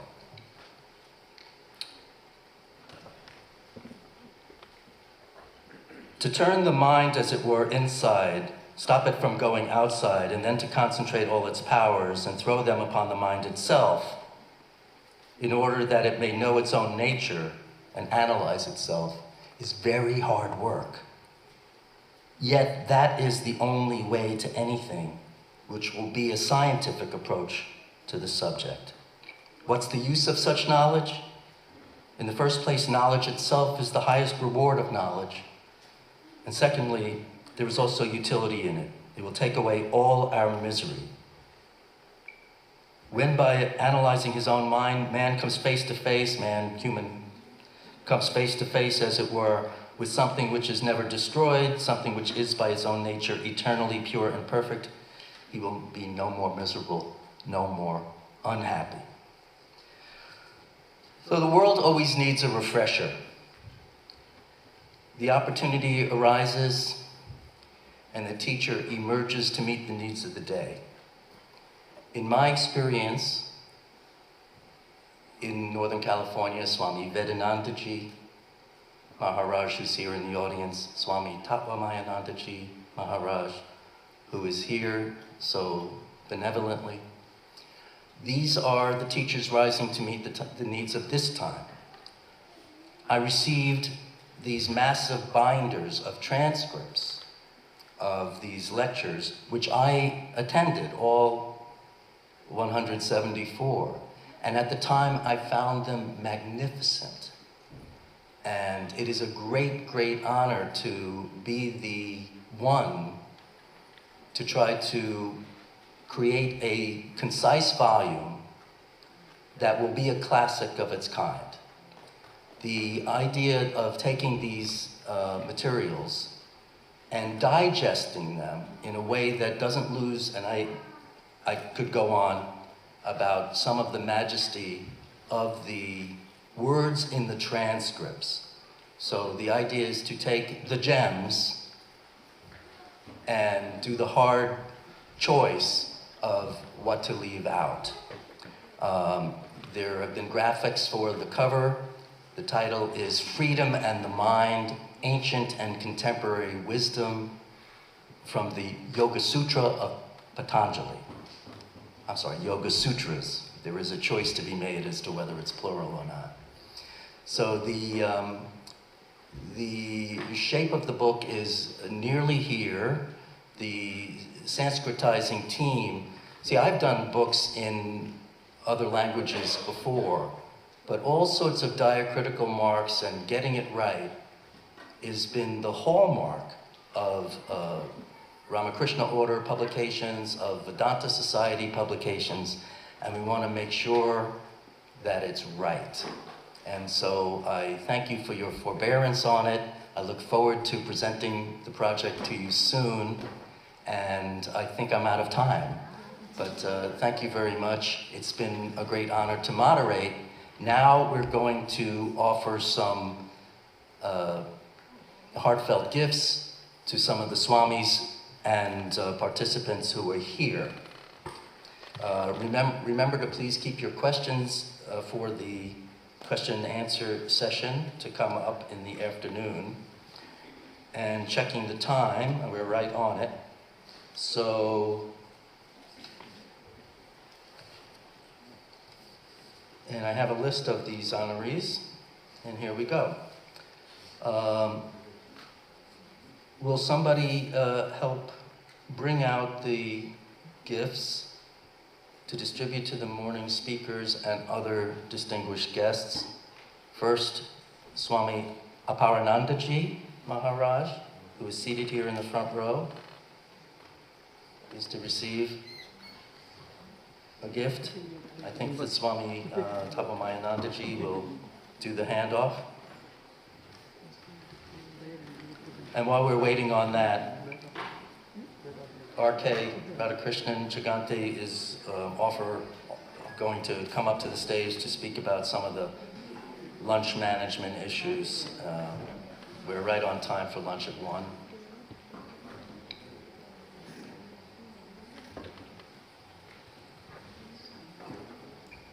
Okay, so first gift is for Swami Aparanandaji, who is over here in front. Oh, he's going to go. Okay. And also Swami Prapanandaji. And I'll keep announcing as they work it through.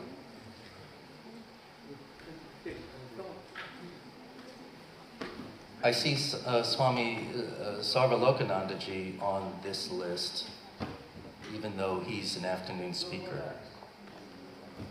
So that may or may not be correct.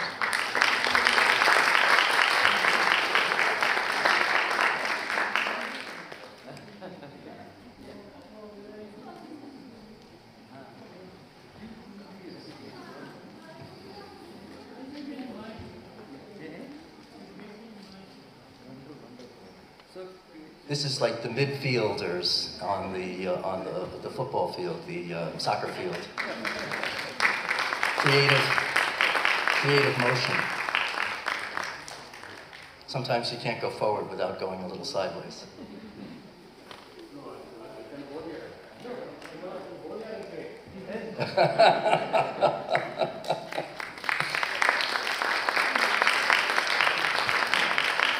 We're very grateful these revered Swamis are here in attendance. We're grateful to all of you, most of all. Okay, Swami Atmajnanananda ji, who is here on stage, is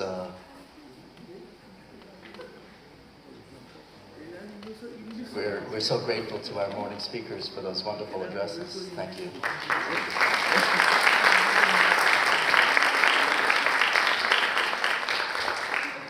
Swami Vedanta ji, of course. Thank you, Swami. Is Swami Prasanatmananda ji? Let me just honor him also, Swami Prasanatmananda ji of the Berkeley Center, who's not here, but we honor him as well.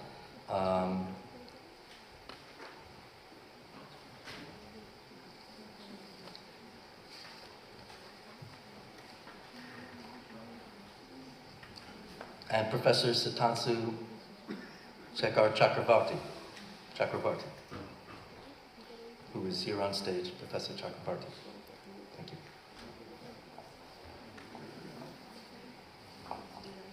We're very excited to hear about that international group that's founded.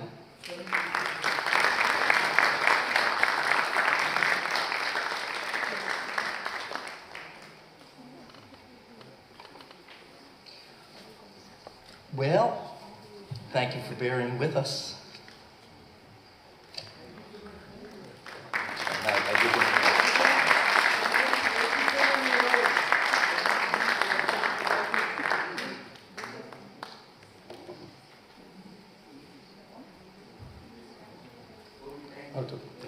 Please.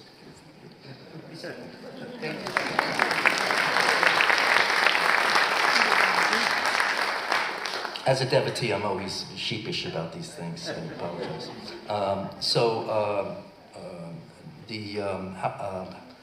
The sort of plan for lunch is going to be offered by devotee Radha Chiganti. Thank you, Bobby.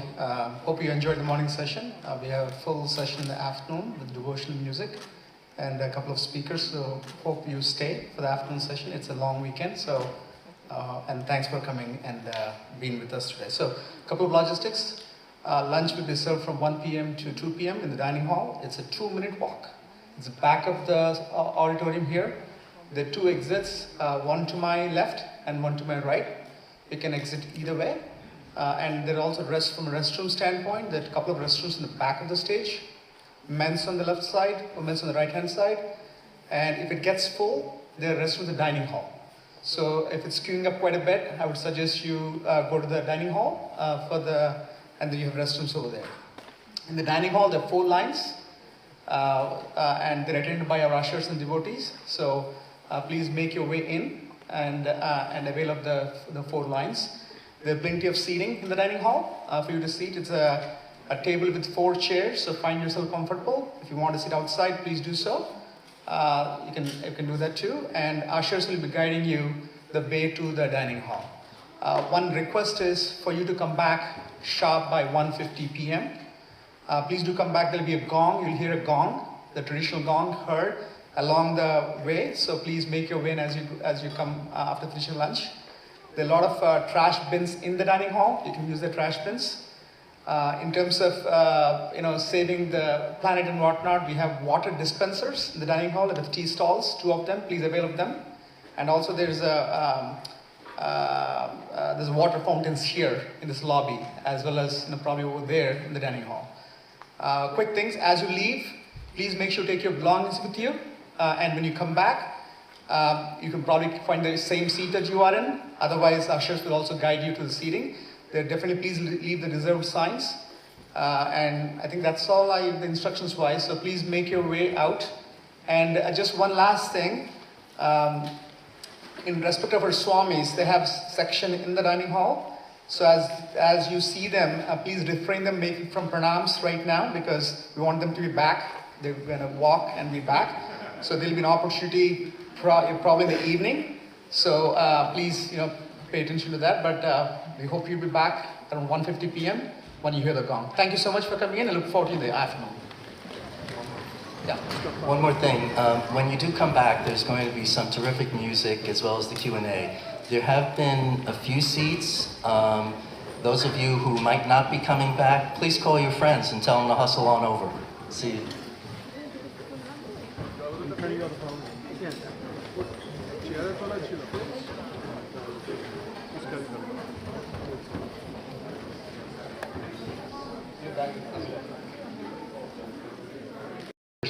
Shante. Thank you. Welcome back. Hope you all enjoyed your lunch. Yes. Oh, yes. Yeah, in fact, let's take this moment to thank all the volunteers and all the ushers and all the cooks.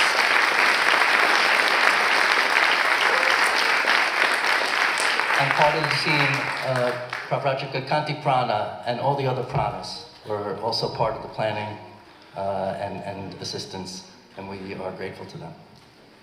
The afternoon, we'll have 2 speakers, followed by a question and answer. There'll be mics in the audience to facilitate that, followed by more devotional music and a vote of thanks by Ramesh Kapadia, President of the Society. Again, we are celebrating the 125th anniversary of the founding of the Vedanta Society of Northern California, San Francisco, by Swami Vivekananda ji, the great promoter of yoga and Advaita Vedanta here in the West and worldwide. So, and that of course is a universal spirituality that welcomes everybody, subtracts nothing, and illuminates everything, including every cultural tradition there is. First speaker. Oh, and please, one more thing. Speaking of Swami Vivekananda ji, Radhakrishna mentioned the Chicago addresses, which is our gift to you, gratis, complimentary, to take with you. And it's a very famous pamphlet of speeches that were given at the Parliament of Religions in 1893. I can tell you that when I first read it, it was on a Muni bus in San Francisco, and the floor was not dry from my tears. It's so beautiful. So if you already have it, please take one and pass it on to somebody who may benefit from that. And with no further ado, please join me in welcoming our beloved Swami Sarvalokananda ji Maharaj, and he is from the Ramakrishna Mission in New Delhi, India, speaking on Vedanta Beyond Boundaries. Swami Sarvalokananda ji is a senior monk of the Ramakrishna order and joined the order in 1973 at the Kankal Haridwar branch. A popular speaker, he's traveled throughout India and all over the world in promoting peace, harmony, and interfaith dialogue. We're very, very pleased to have him here with us today. Thank you.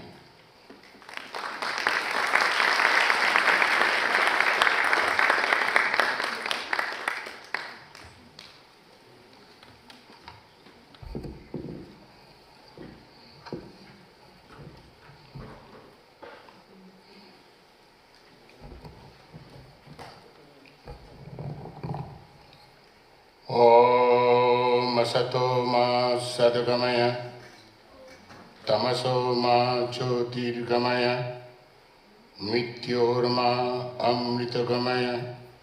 Om Shanti Shanti Shanti. O Lord, lead us from unreal to real. Lead us from darkness to light. Lead us from death to immortality. Om, peace, peace, peace. Most revered Swami Aparananda ji, Swami Prapanananda ji, Atmajnanananda ji, on the dais, Swami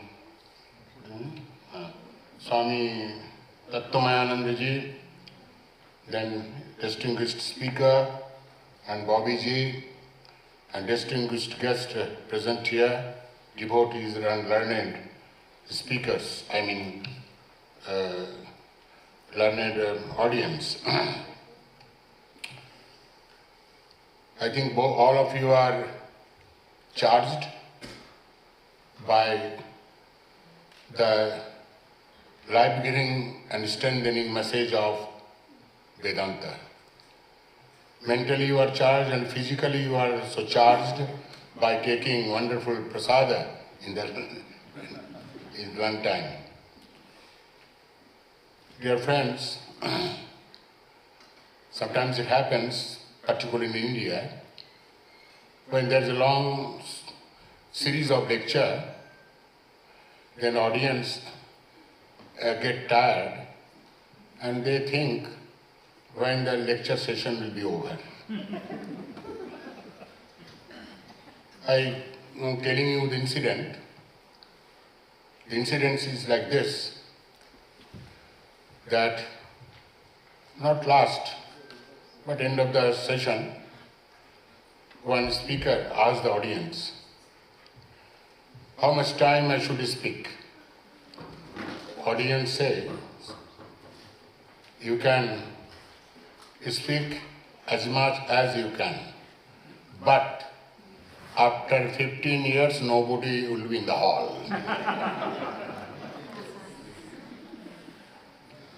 So dear friends, and now also I find it happens in India also.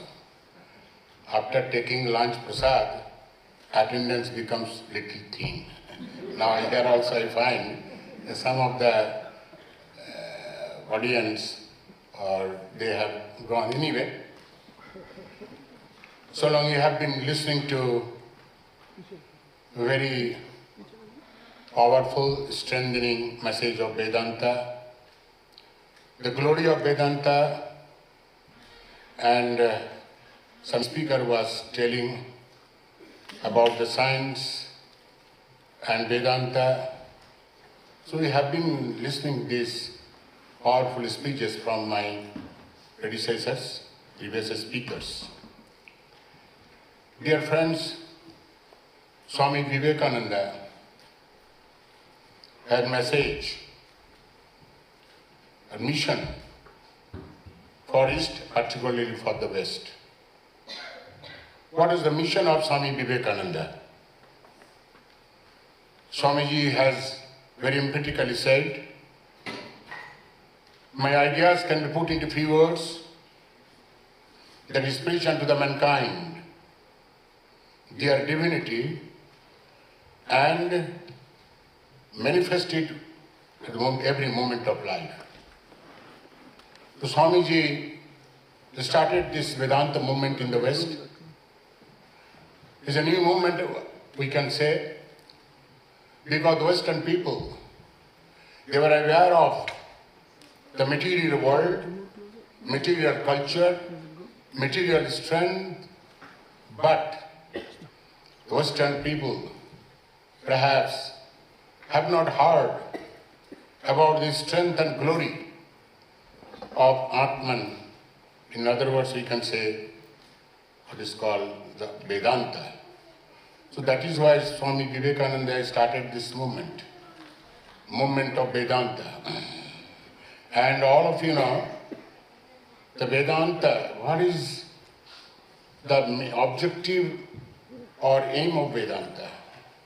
Objective and aim in Vedanta is to manifest the divinity within. Our real nature is nothing but divinity. So every moment of life, we are supposed to manifest that divinity.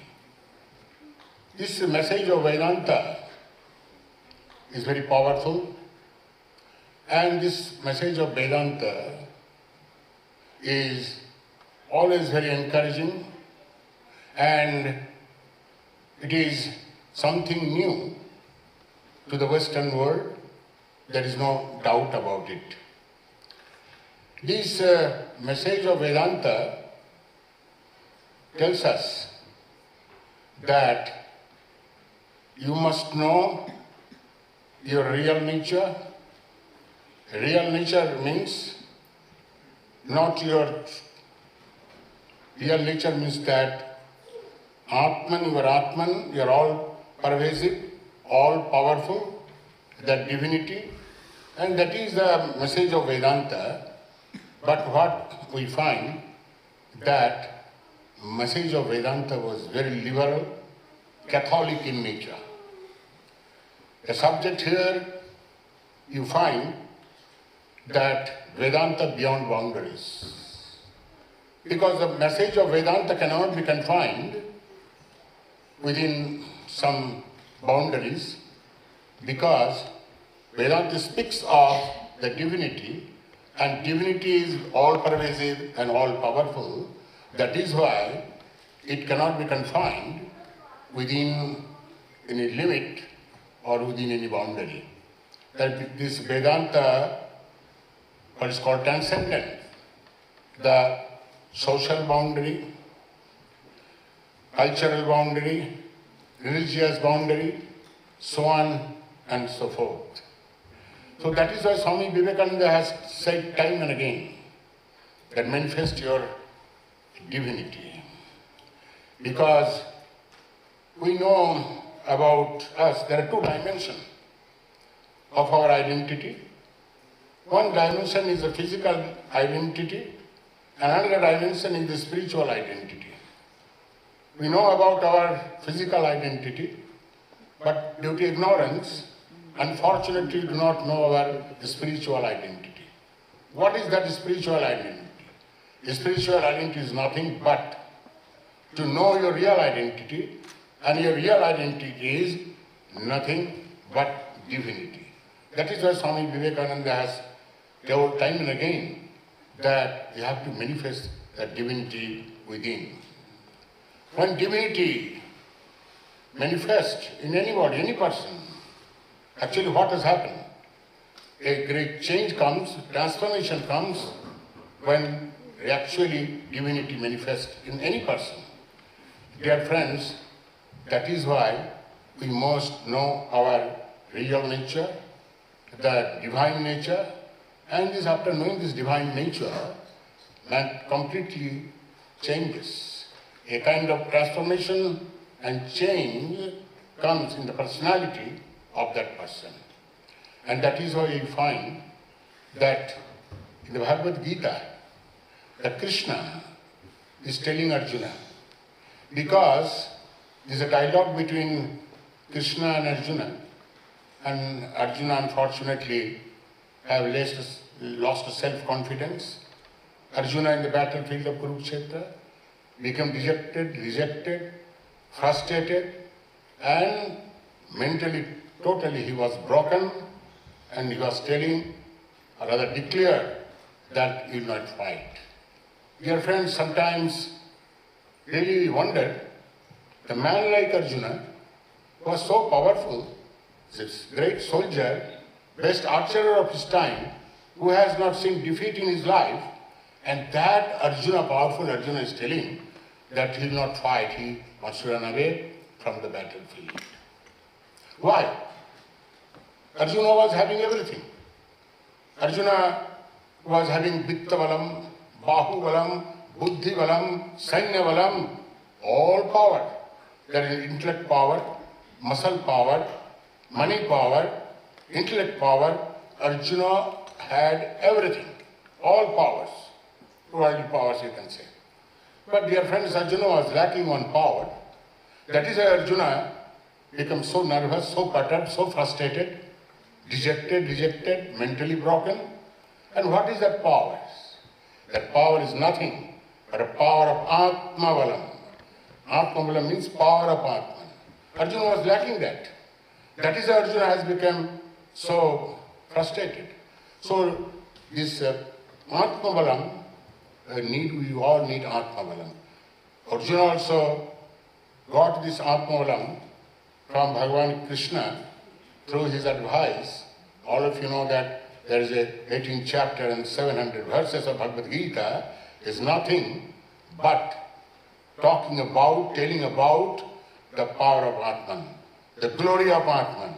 So dear friends, Bhagavan Krishna slowly giving that power of Atman to Arjuna, and after getting the power of Atman, Arjuna again become vibrant and strong, and Arjuna said, at the end of the Bhagavad Gita, you will find what he said, Nashtamohe sitirilabdha tat prasadat mahchuta. What does it mean? Nashtamohe sitirilabdha. By your grace, by your blessings, my moha, the weakness, the delusion, everything has gone away. Nashtamohe sitirilabdha tat prasadat mahchuta. Then Arjuna is telling, now you tell me whatever you like. And all of you know, the Arjuna fought the battle and won the battle. That is why Arjuna got this strength.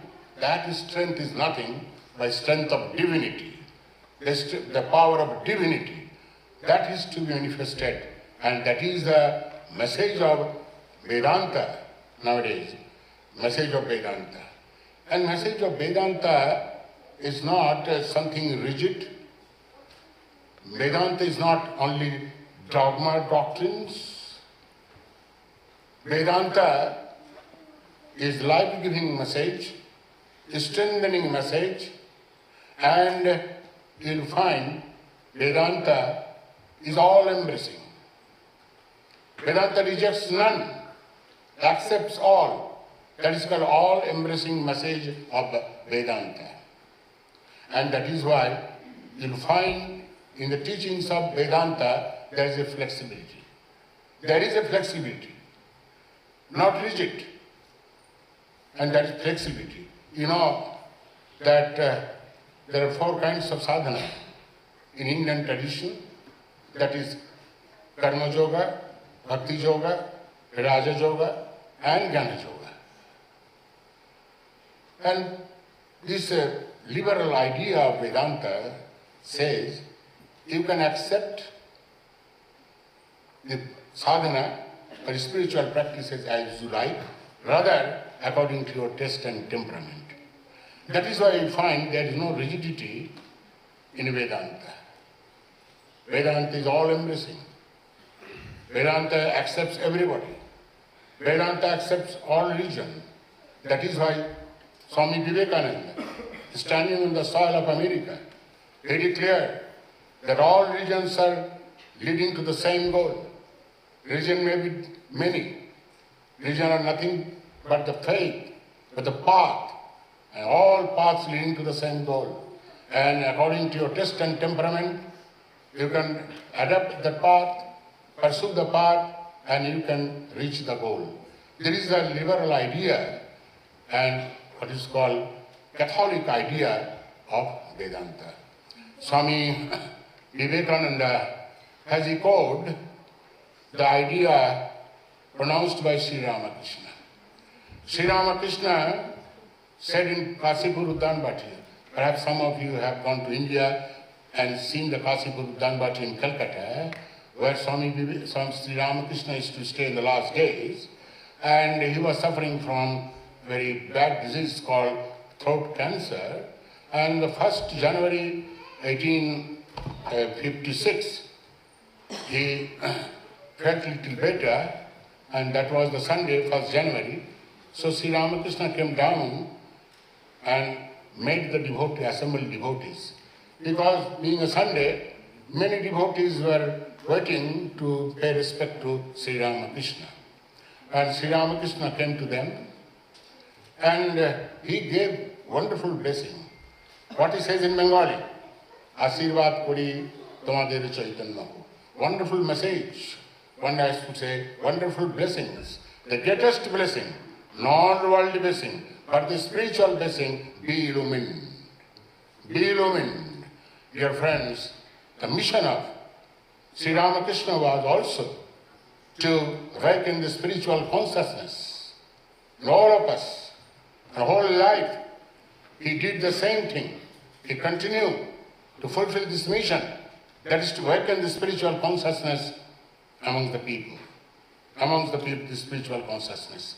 If you read the life of Sri Ramakrishna, every evening from Dakshineshwar, he used to go to Calcutta, to devotee's house, to meet some celebrities, meet some intellectuals, meet some spiritual leaders. Why?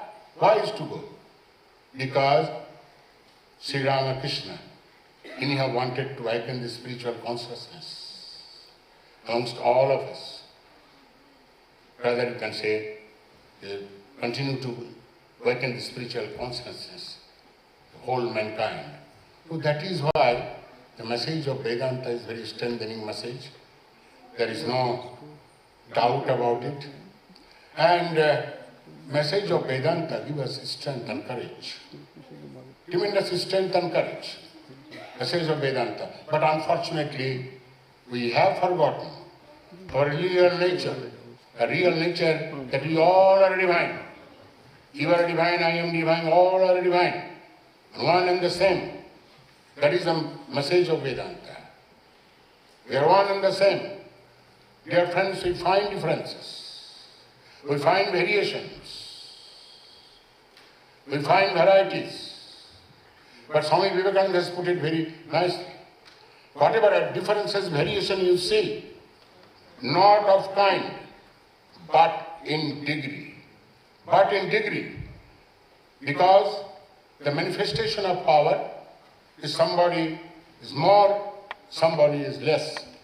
That is why Swamiji said the difference and variation and variety is what is called of kind, not of kind, but in degree. Degree means the manifestation of divinity. Somebody is more, somebody it is less. So that is why is under this or behind this variation, these differences, there is underlying unity. There is underlying unity, and that unity is divinity. That unity is divinity.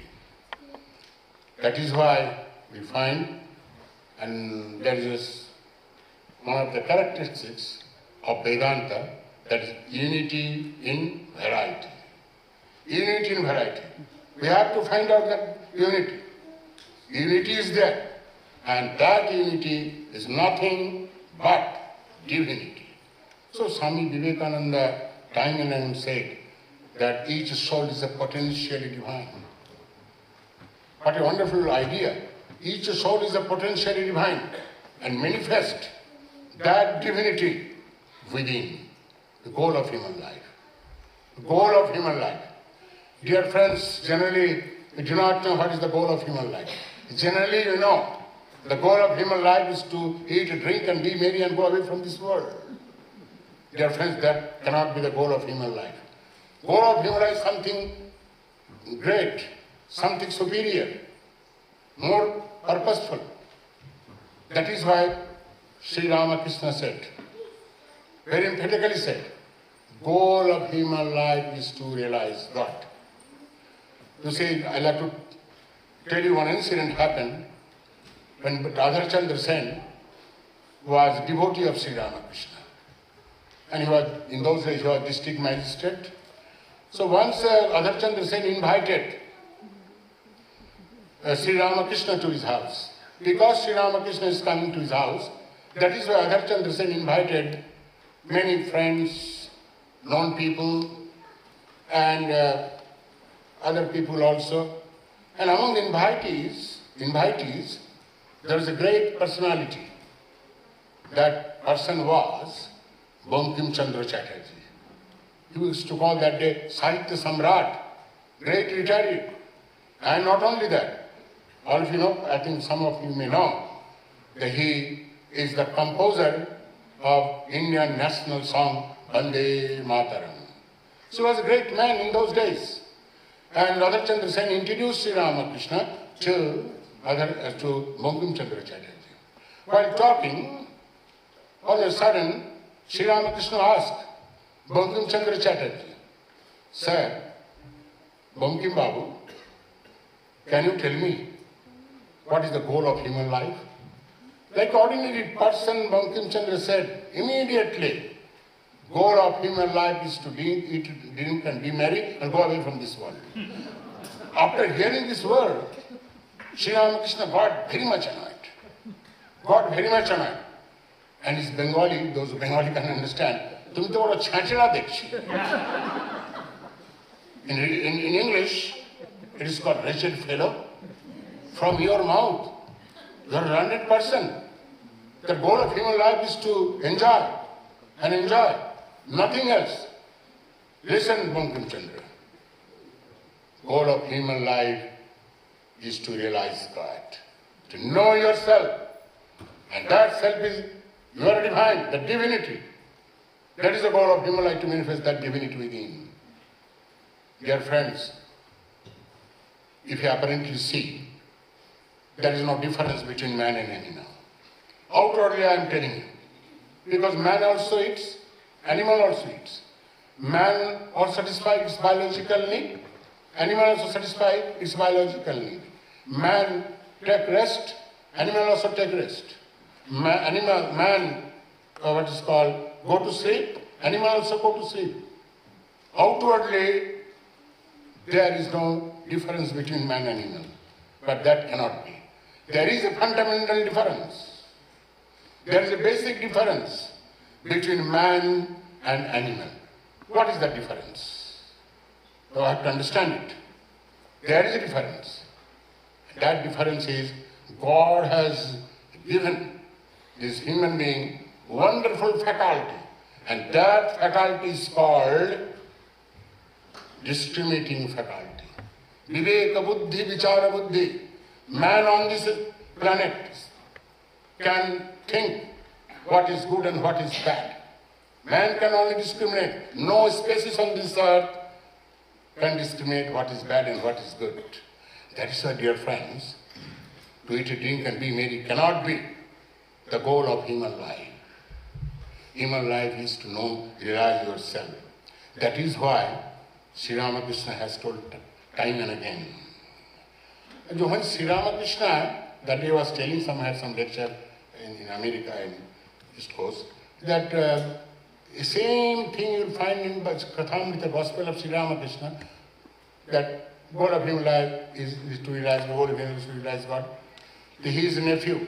Do you know what is the name of the nephew of Sri Ramakrishna? Hridayram Mukhopadhyaya. Hridayram Mukhopadhyaya one day told Sri Ramakrishna, Mama, in Bengali, তুমি খালি এক কথা এই ভক্তদের খালি বলে দাও, এক কথা, same thing you repeat again and again to the devotees. Sri Ramakrishna in his own style, দুঃশালা, একবার 1000 বার বলবো, rascal. Not one time, 1000 times I will tell and repeat. Why Sri Ramakrishna is to tell again and again? Dear friends, when you something good you tell again and again, that it creates an impression, permanent impression in your mind. You see, if you see the water is so soft, again and again falling for a long time on the hard stone, that soft water, constant falling, can make impression on the hard stone. That is why Sri Ramakrishna is to tell the people, Manusya Jivaner Uddesya Chisalla. Manusya Jivaner Uddesya, to realize the goal of human life is to realize God. Dear friends, morning I was just hearing a lot of talks were going on, the science and technology, and science and religion or spirituality, and Vedanta, how can be brought into the corporate world, Yes. Dear friends, one thing you have to understand, that Swami Vivekananda has told time and again, there is no contradiction between religion and what is called science. Rather, they are complementary to each other. They are not competitive to each other. They are not competitive to each other, Sri Ramakrishna, Swami Vivekananda has said.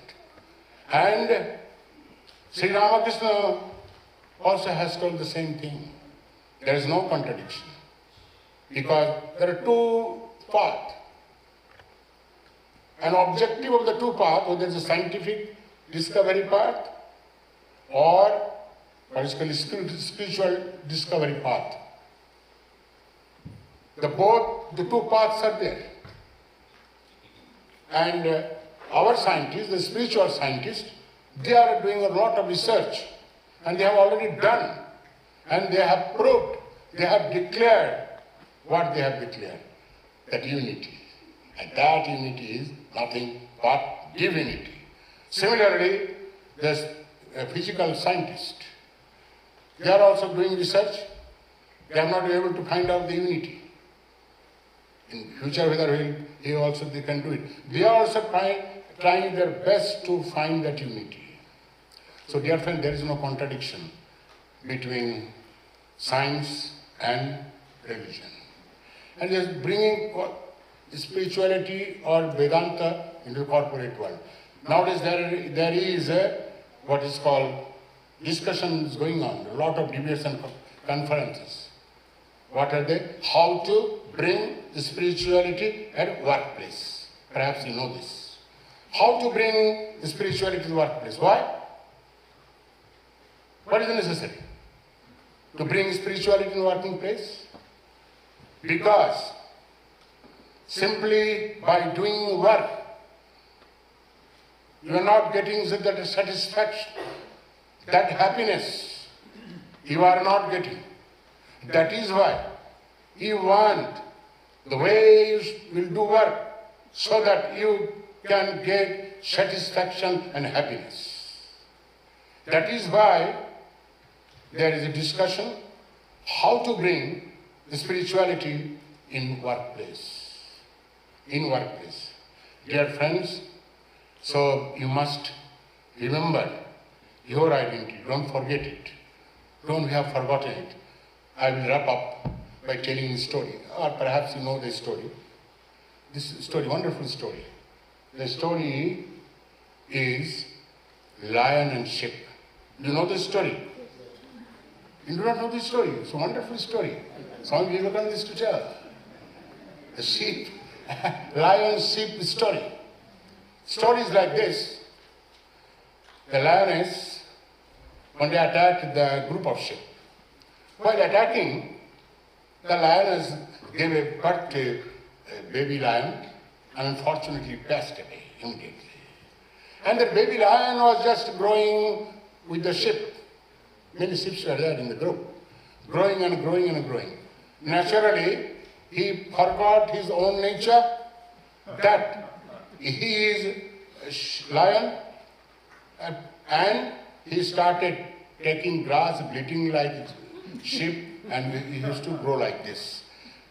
Another day, one lion again attacked the same group of sheep. And that lion, while attacking, he was just observing that another young lion just running away. Then that attacking lion was thinking, what is the matter? He caught hold of that young lion and asking, why you are running away? Why you are afraid of me? You are also lion, I am also lion. No, that young lion is saying, no, I am not lion, I am sheep. I am with the sheep. Then what attacking lion did? He took hold of that baby lion and took him to a pool, and he asked that baby lion, a young lion, to see your face in the reflection of the water. When he saw the reflection of the water, he is lion, mine, everything is like lion.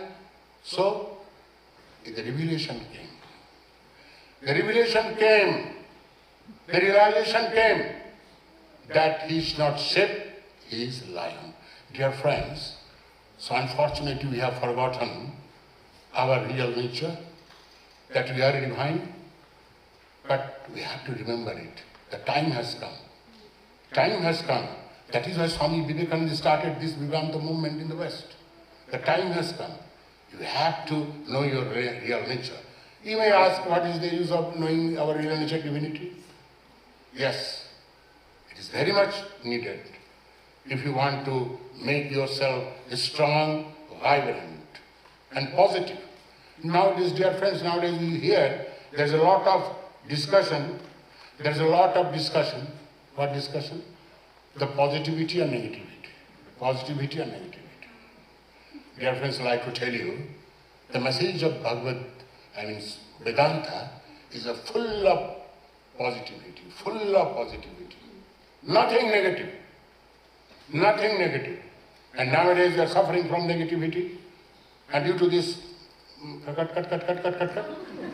all sorts of nasty thing, trash thing, which weakens our mind and body. Yes, negativity. Swami Vivekananda said very correctly, what is positivity? Swamiji is telling very emphatically, very clearly, the thought which makes you strong and vibrant, that is called positivity.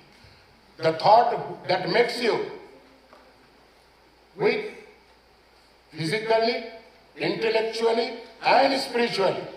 Reject that thought like a poison, Swami Vivekananda is telling.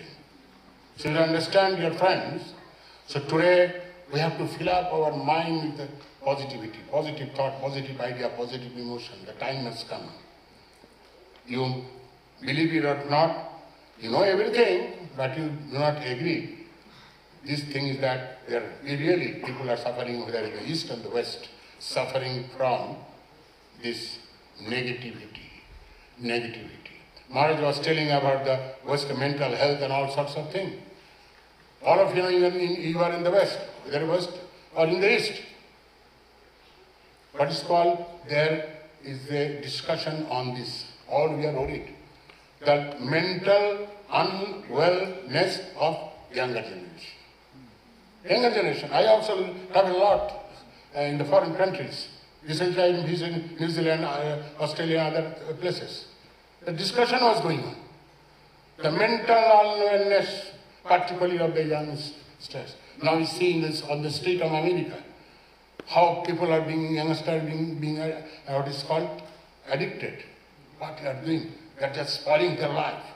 So dear friends, the time has come to nurture, to culture the positive ideas so that you can become strong and vibrant. You're strong and vibrant. That is a message of Vedanta is very much needed in the present age. This present age is the age of science and technology and consumerism. And dear friends, it has been proved, it has been verified that science and technology and consumerism cannot give you mental peace. Cannot, never. Cannot give you mental peace. Yes, this consumerism can give you, for time being, mental peace and happiness. And both are impermanent nature, sometimes for a few days. Suppose somebody gave me, don't tell anybody, somebody else gave me this watch. This is what is called Apple Watch. So timing I am very happy. Oh, I have got this Apple Watch, this, that. Dear friends, this happiness will not last long. Again, something else. As ordinary people, what it happens. That is why I am telling, the consumerism, don't think it will give you mental peace and happiness.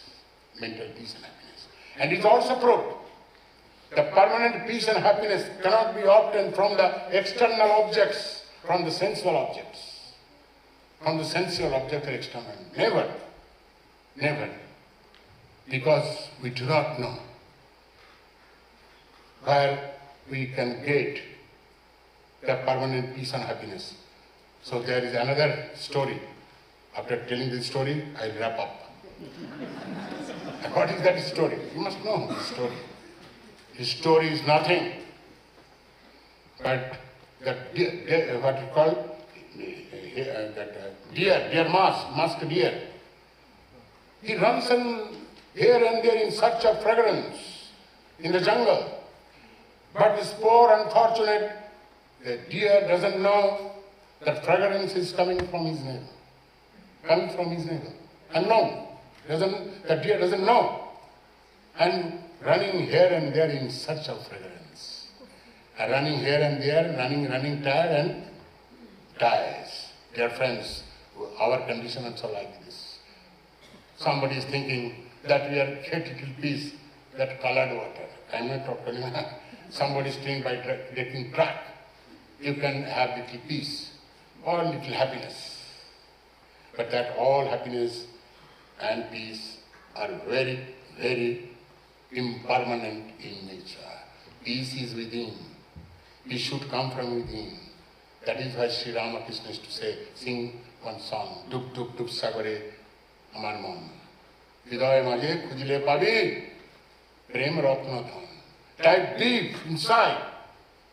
You will get all kinds of peace and happiness and joy and everything you will get. So dear friends, so let us know our real nature, and not only that what is called message of Vedanta is very liberal, very Catholic, very flexible. Anybody can practice it. There is no barrier, there is no boundary. There is no barrier, no boundary. So, know your real nature and make your human life successful. Thank you very much. I must thank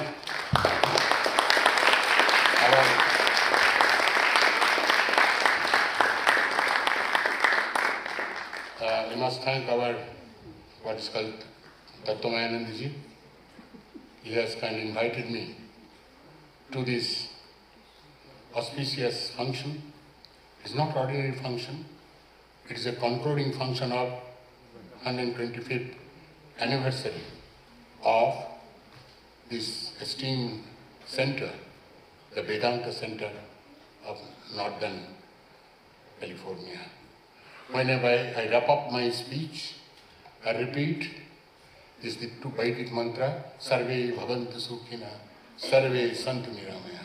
Let all be happy, let all be healthy. Namaskar, Dhanyavad.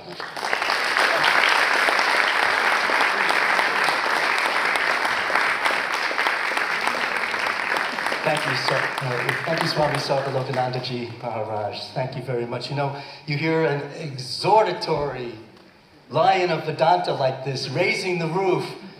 I'll tell you, you know, it's better than some sort of universal psychotherapist / orthopedic surgeon. All of a sudden, I feel Vedanta without boundaries, vertically and in all directions. This is a lion of Vedanta. Thank you.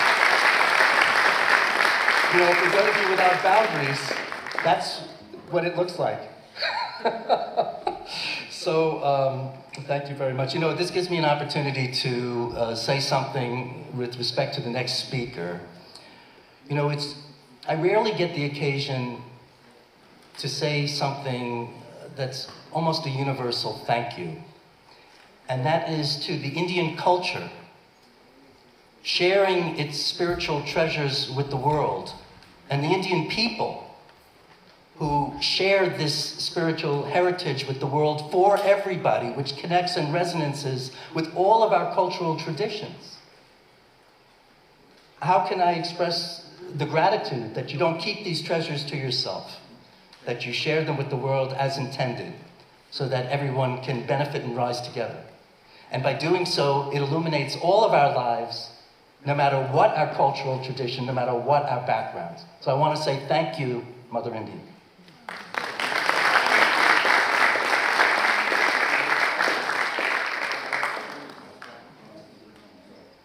You could have told me, or you could have sent the slip to me. But I did not want to interrupt you, Maharaj. Very grateful. No apologies necessary.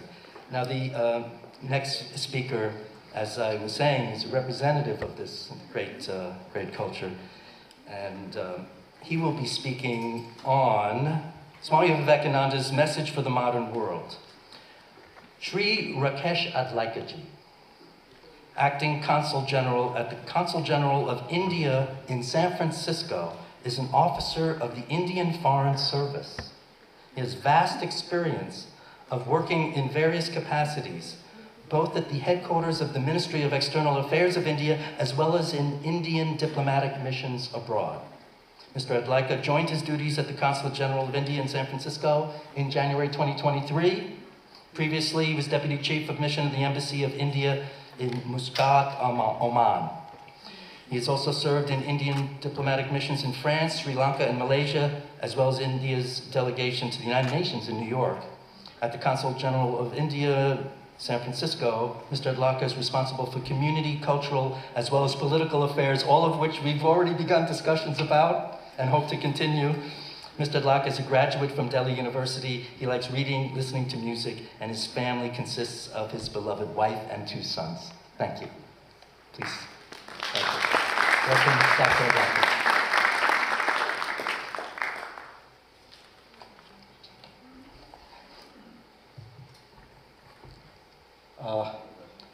All the Reverend Swamijis who have come here for this wonderful gathering, distinguished guests, ladies and gentlemen. I'm a little speechless after listening to the wonderful discourse of Swamiji from New Delhi.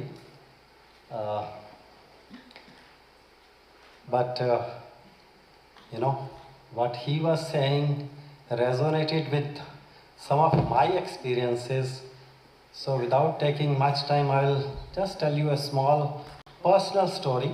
I didn't intend to say so, but after listening to Swamiji's, I thought I must share this. When Swamiji was telling about Arjuna's perplexity and the Gyan given by Krishna Bhagwan, I must tell you, in 2008, which is like 17 years ago, I was working in a diplomatic mission, and there are pressures of work. Plus, there were other issues, personal issues, family issues relating to education of children and whatnot. I got into excessive thinking. And you know what, when you give too many commands to your computer at a time, it hangs.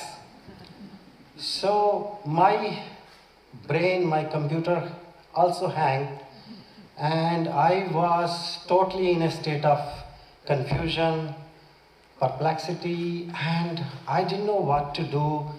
I could not take even smallest of the decisions. And that is what is called depression in the medical terms, but I didn't know whether it is really depression or something else. For me, it was something that was really bothering me so much that even, it was affecting my work, it was affecting my personal life.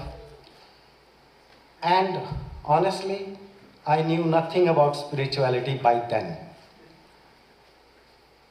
That's when one great soul, one of our colleagues who was following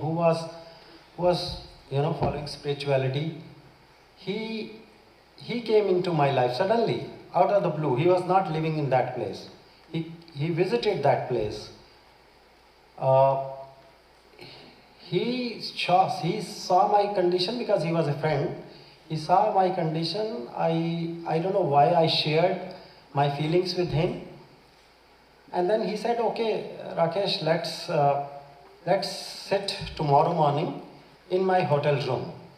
Sorry, it's taking a little time. So next day morning I went. He initiated me into meditation and the world of spirituality. He gave me some techniques of meditation. He recommended some books for me. That was 17 years ago. And that's how I developed interest in spirituality. I started doing meditation every day. And within a matter of few months, I was completely transformed. My mind was absolutely clear. I could do my work efficiently. I could take any decisions for me, for my family. And that's what Swamiji was mentioning, spirituality at work. I have seen it personally happening with me. So this is the short story I wanted to share with you all before I come to my address. Thank you.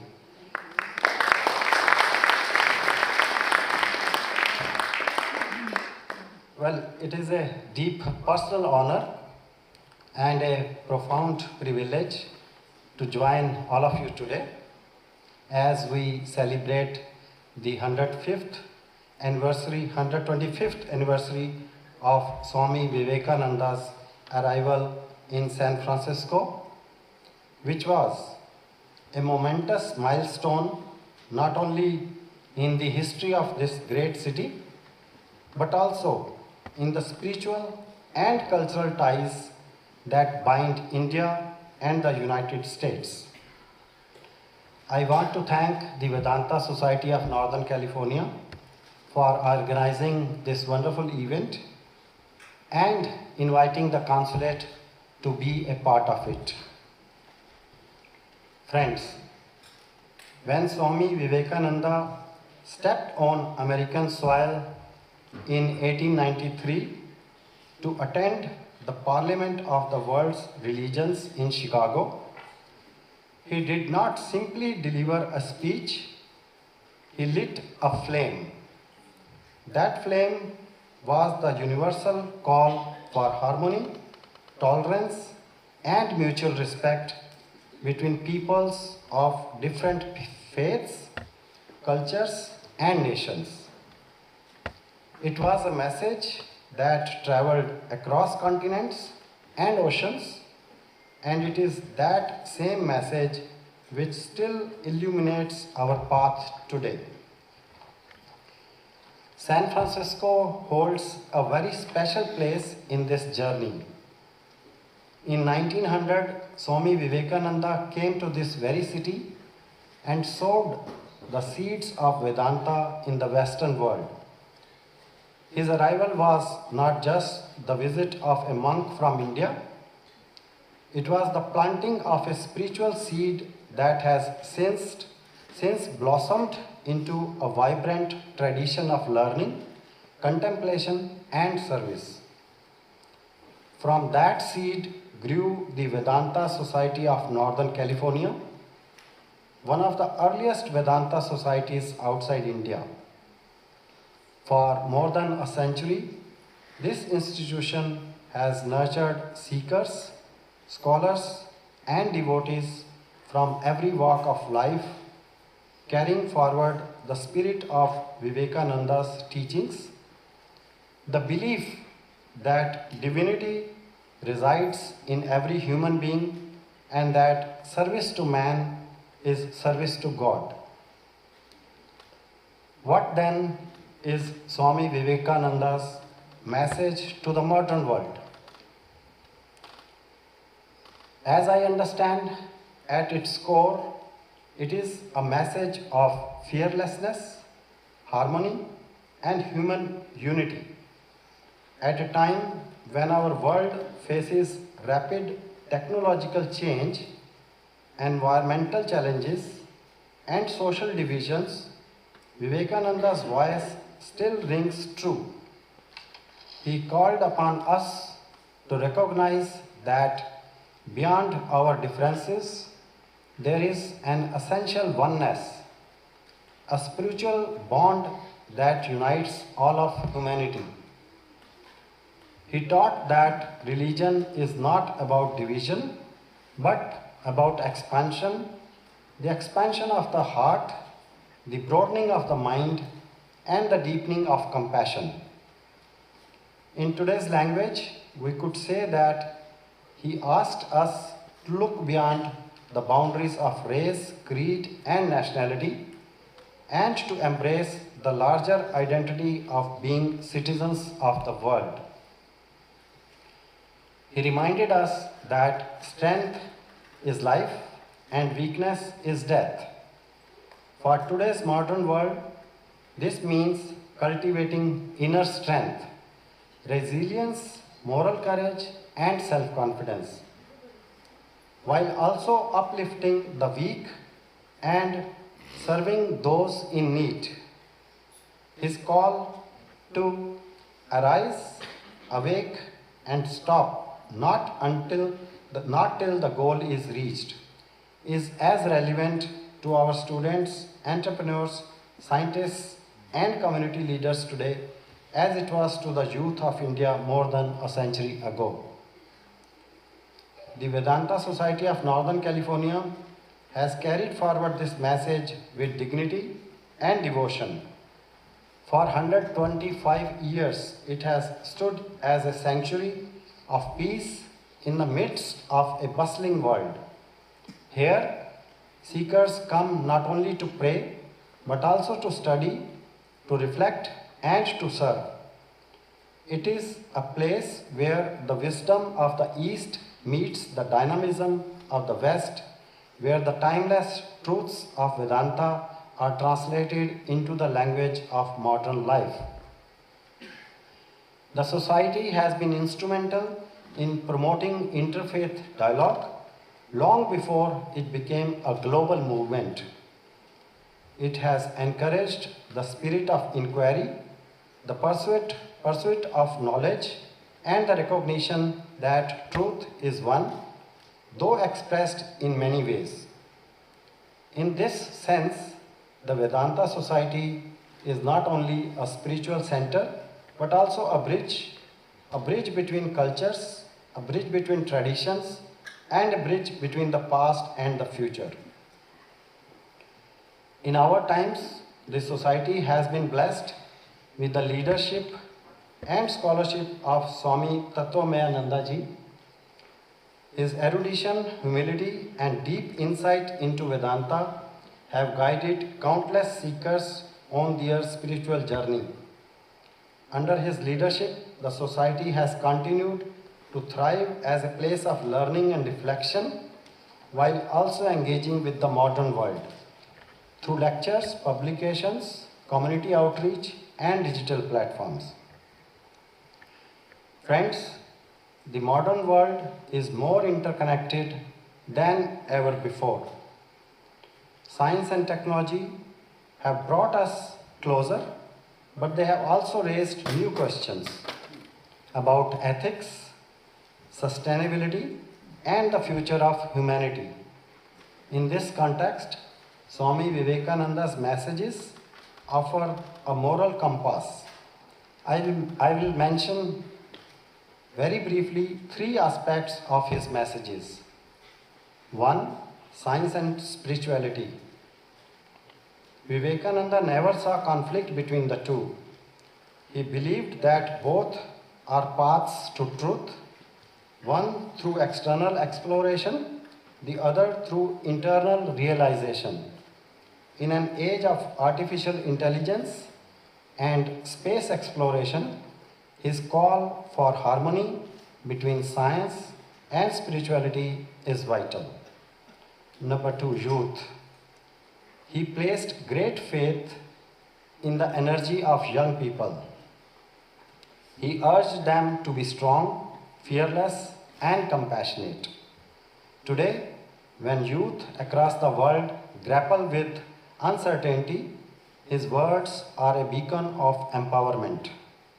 Number 3, global harmony.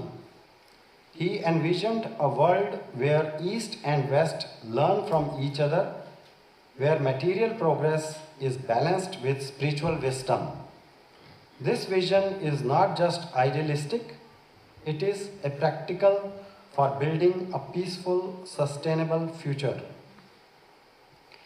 As we mark the 125th anniversary of Swami Vivekananda's arrival in San Francisco, let us pause to reflect on the enduring relevance of his message. He did not merely speak to his time, he spoke to all time. Excuse me. His words transcend generations, continents, and cultures. Today, as we face the challenges of a modern world, let us draw inspiration from his life and teachings. Let us remember his fearless spirit, his boundless compassion,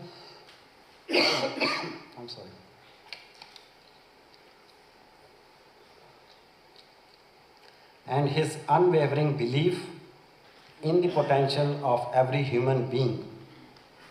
Let us strengthen the bridges of understanding between cultures, religions, and nations.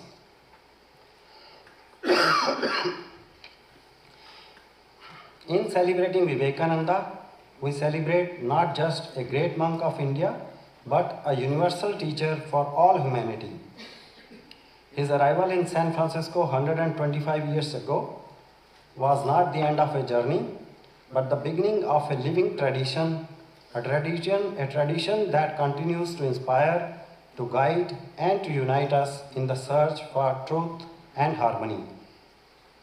Before I conclude, I once again thank the Vedanta Society of Northern California for organizing this wonderful event and for inviting me here. Thank you very much.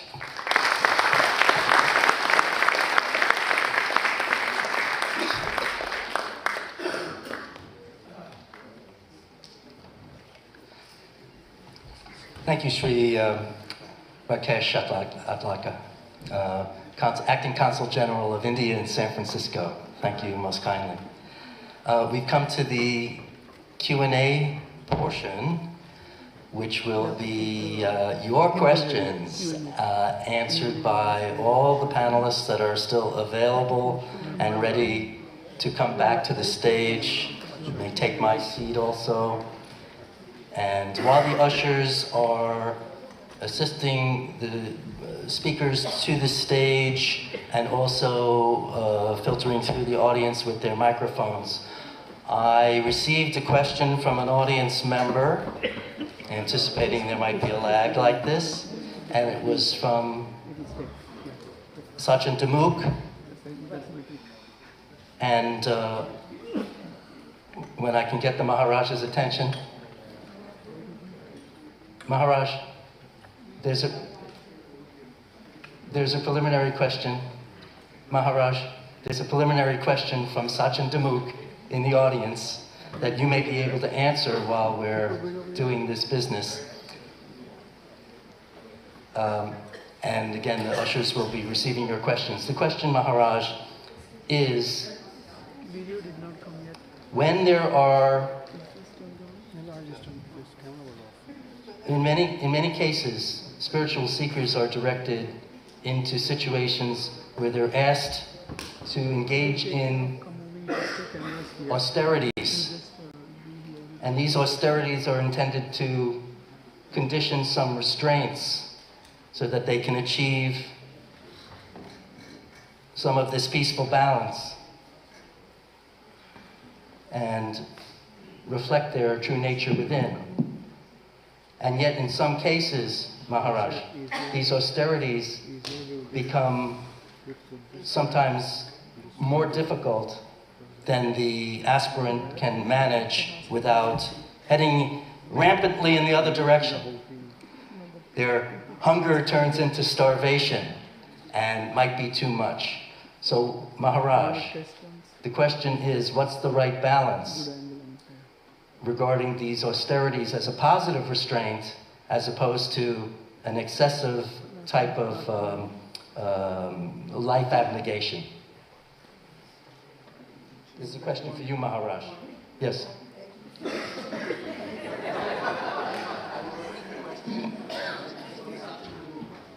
Sachin Demuk. Please. Please, I'll repeat the question. Yeah. In many cases, spiritual aspirants are steered towards austerities. Yes. And in some cases, those austerities are excessive and difficult, sending them in the opposite direction. So what is the proper balance between those austerities that teach a positive restraint and are useful versus those types of austerities that might be too much? No, thank you for the question.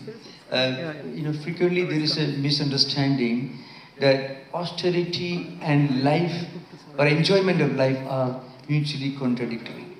It is not so. If you practice a little austerity, self-restraint, self-control, that will help you to enjoy life all the better. It's an important point. So self-restraint, self-control, or austerity can only help you to enjoy the fruits of life, or rather the fruits of science and technology all the better. This is a very important point because our mind becomes healthier when we practice some degree of austerity. Mind also needs some nourishing food, just as body. When you eat bad food, when you drink bad water, you fall sick and you die. Mind also falls sick and will die if you feed your mind with poisonous, toxic food. Newspapers, media, social media, all these are different sources that could feed your mind with toxic food, and mind will fall sick. And that sickness manifests in different forms of anxieties, worries, bipolar, and so on. You can imagine, if you look at the sources of American Psychiatric Association, a large percentage of young Americans are suffering from different types of depression. A huge percentage of them have consulted a psychiatrist at least once in their life. Why should it be so? Because they are very particular about doing exercise, going to gymnasium every day, eating organic food. That will certainly make them physically healthy but they are not giving organic food to the mind. Organic food to the mind means good thoughts, good associations, good ideas, healthy, spiritually nutritious ideas that can nourish healthy emotions. So, mind needs this austerity. Just so you know, this intertime fasting, I don't know whatever it means. Now, that sometimes is said to help you physically. Intertime fasting or keeping away toxic mental food. They say, I won't watch social media for a week. I will switch on my mobile phone. I won't listen to high violent music. That can sometimes bring out the animalistic, violent emotions for the mental system. So it's very important to keep feeding your mind with healthy food. It's like a dog, You don't want to feed your dog with tiny bits of stones. It will bite you. And you don't want to feed your mind with tiny toxic food stuff. It will bite you. And that means you fall sick, unnecessary anxiety, worry and so on. It's called the problems of abundance. Physically healthy, lot of money, but I don't know, something is not okay with me. So all these austerities are different ways of addressing this problem. Thank you, very intelligent, and I'm very grateful for this very wonderful, relevant question. Thank you. Thank you, Maharaj. Thank you, Maharaj. Thank you, Sachin Timuk, for that question. Ushers, are there questions in the audience? I see a hand up. Can somebody go? Pardon? There is a question. I see question. I see hands up.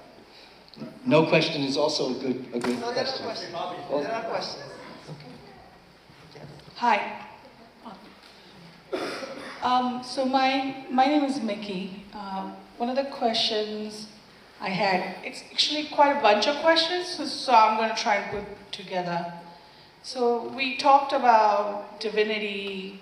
I wanted to understand, why did we forget our real nature? And what are the causes or reasons for differences in divinity across us all?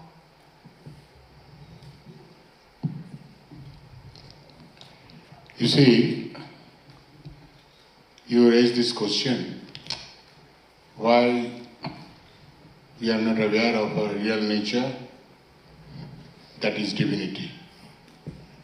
In the language of the scripture, at least Hindu scripture, due to our ignorance, we do not know our real nature, because our mind is so impure that it clouds our intellect, and this is called moha. And because of the delusion of moha, because of impurity of mind, we cannot realize or we cannot see the divinity within. And this is quite natural with everybody. It is not only some person, that doesn't matter.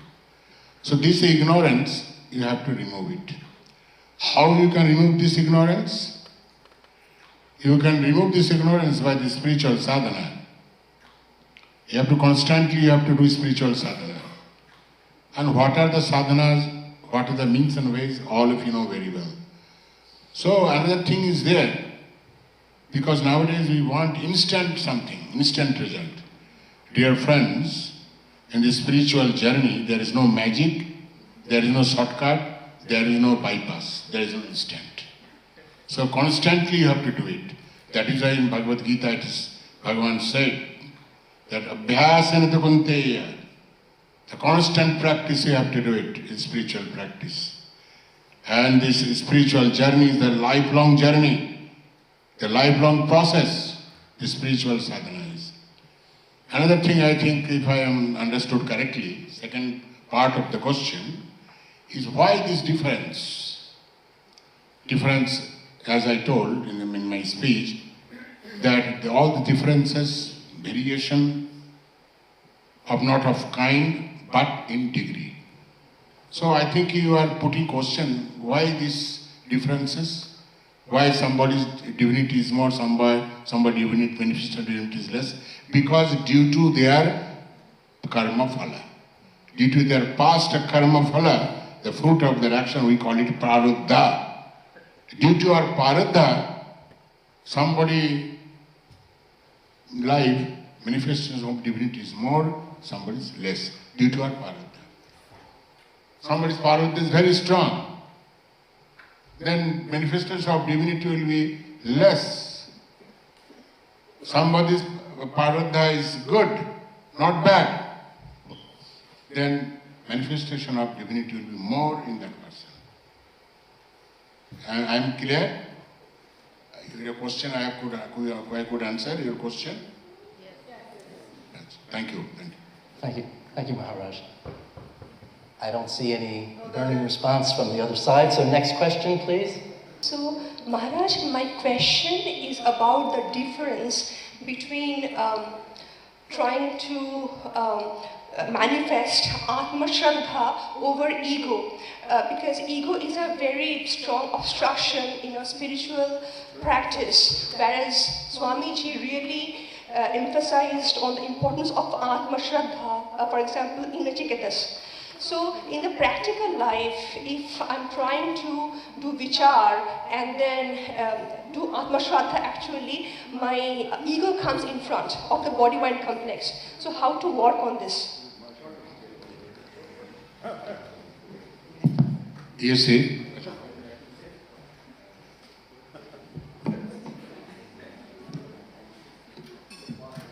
yes. So, question about ego. Yes. I think the ultimate expert on this question is Sri Ramakrishna. And if we go through his teachings about ego, we find that he wasn't so much teaching that we have to abnegate this ego, get rid of this ego. He says that if we analyze, we go through this process of vichara. If we analyze very deeply, what is this ego? Is there any substance to it? He says it's like peeling off the layers of the onion. One by one by one, when we try to find that ego at the bottom, we don't find it there. So this is the first thing. He says that we come to this understanding that ego is nothing but an idea of what we think we are. His concept of ego is very much like a Freudian concept. That what is our self-image? So this is one thing. We come to the conclusion that what we call this ego has no actual substance to it, that it's constantly changing. This is just the idea that we have to ourselves. So this is the first thing that he says. Second thing that he says is that no matter how many times we undergo this process of vichara and come to this conclusion that there's no ultimate reality to this ego is part of this whole system of Maya, he says the next moment it comes back.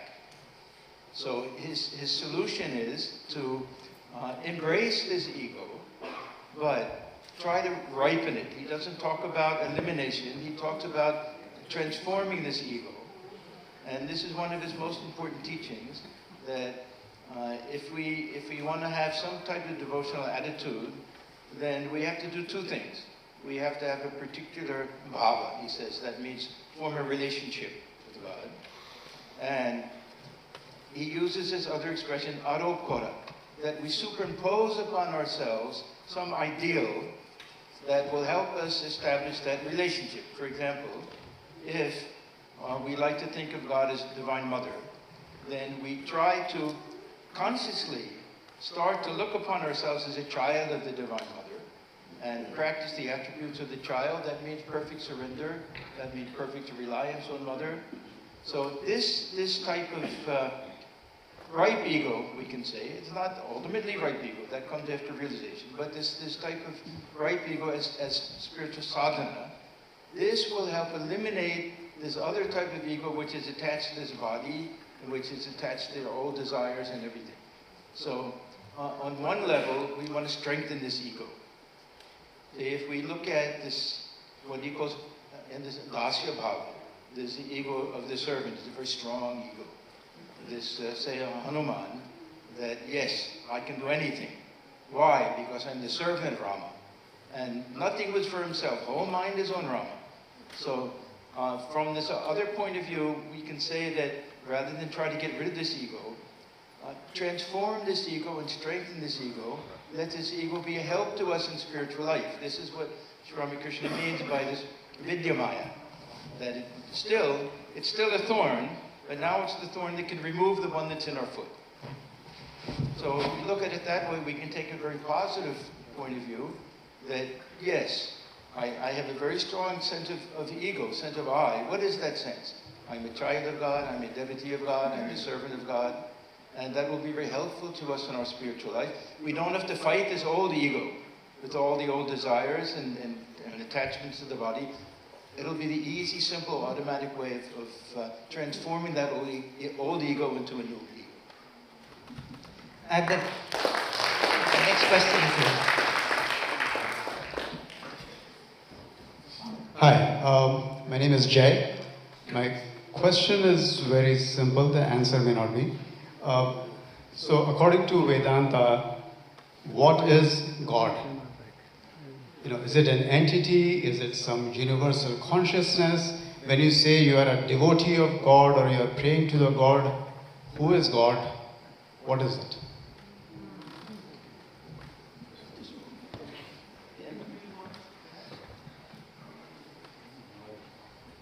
Dr. Chakravorty?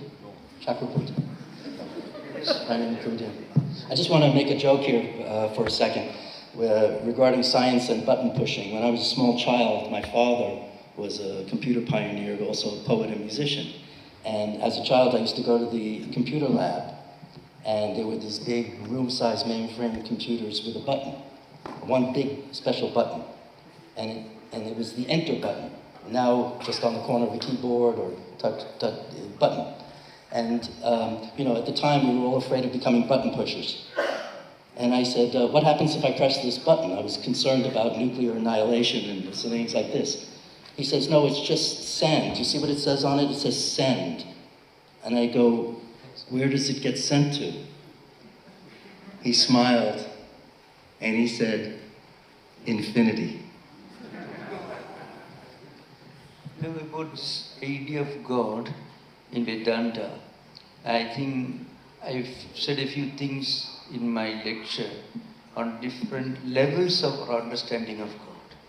So in Vedanta, broadly speaking, there are 7 or 8 different traditions. Mostly the 3 divisions, Advaita, Visita, Advaita and Dvaita. Still a broader division is Advaita and the rest of other traditions.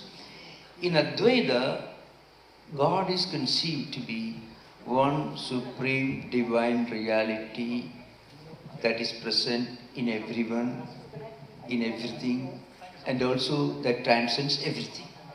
So that is one aspect. You may ask the question, what about the God whom you pray to in a church or a temple? That is not all pervading, it is there inside a church or a temple. That's what the question may arise. So Vedanta tells you that that is also correct.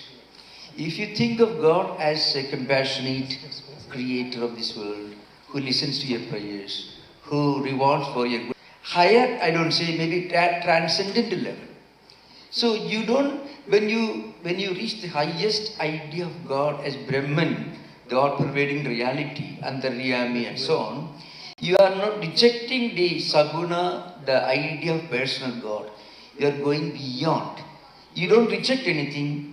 It is an all-accommodating, a transcendental idea of God in Vedanta, Advaita Vedanta.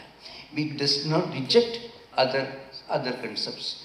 The point is, you may ask the question, how do we understand according to our own spiritual evolution?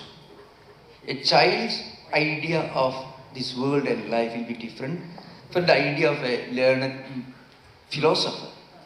Like that, when we reach a higher level of our spiritual evolution, then we'll be able to see the presence of God, not only inside a temple or a church, but even outside. When you begin your spiritual life, you may think, oh, if I go to a church on Sunday, temple on a specific day, God will be happy. But when you reach a higher level of spiritual evolution, then you can sit in your room, in your home, without going anywhere, and you can think of this God as omnipresent, all-pervading reality. At that time, you don't reject the idea of a temple or a church-oriented religion, but you go beyond it. You don't reject it, but you transcend it. This is the highest idea of God. It doesn't reject anything, it transcends. Okay, that's a simple answer. Thank you. I have a question here. Bobby, right here. We have time for one or two more questions. Make them good. Okay. Go ahead. Pranam Swamiji. My name is Chetan.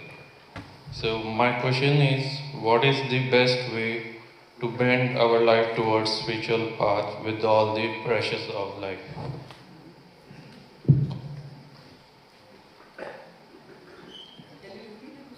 All the problems, what is the best way to direct our lives on the spiritual path in the midst of all problems of life? Yeah. Already we have discussed there are 4 kinds of sadhanas generally. There is Karma Yoga, Jnana Yoga, Raja Yoga, and Bhakti Yoga. According to Sri Ramakrishna, it is beautifully mentioned in the Gospel of Sri Ramakrishna that modern age, our sadhana should be Bhakti, Naradiya Bhakti. So it is easier in the Kali Yuga, the modern age. So you can take the path of Bhakti Yoga, and if you practice it, then you can make progress in your spiritual life. Whether you are making progress in your spiritual life or not, how you will come to know? That is why it reminds me of saying of Swami Atmajnanananda, so perhaps you have heard his name. He has given 3 conditions. Can you love others? Yes, you love others with some distinction. No, you can love others without any distinction. You can love all, then take it for granted that you are progressing in the spiritual life. Another second condition he has told, can you feel oneness with others? Yes, we feel oneness with others. I feel oneness with our daughter, our nearer, dear ones. No, can you feel oneness with a child of a slum? If you can feel oneness with all, then you are progressing in your spiritual life. Third is, have you attained the peace of mind? If you have attained the peace of mind, can you radiate around you? If you can do that, then you are progressing in the spiritual life. Another thing Swamiji has told again and again, Swami Vivekananda, that we talk about the spirituality and spirituality. He said very clearly that unselfishness is the test of spirituality. Further, he said unselfishness is God. If you want to become spiritual, if you want to lead a spiritual life, first you have to become unselfishness. It is a test of spirituality.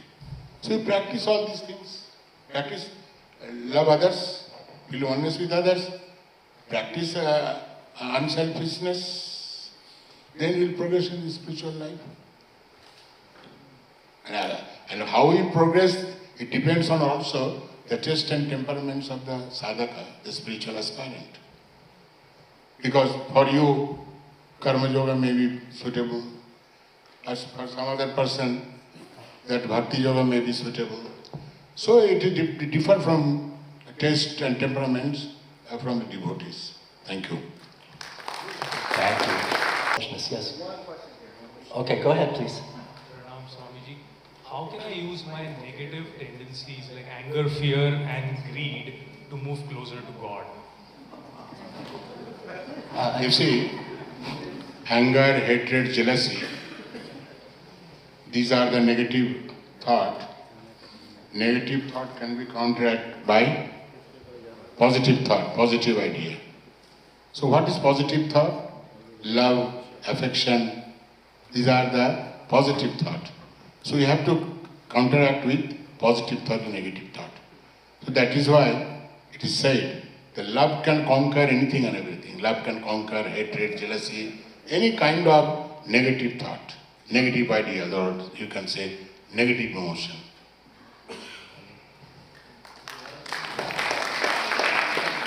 Yes.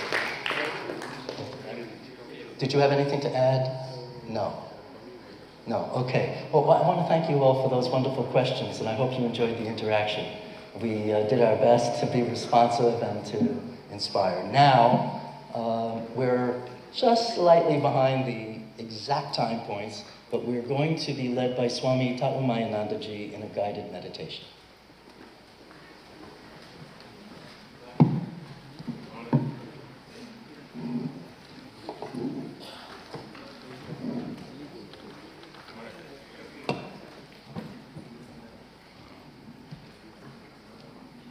As the Swamis relinquish the stage and Dr. Chakravarti.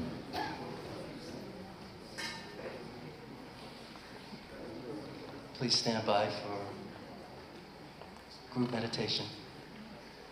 Again, thank you for those questions.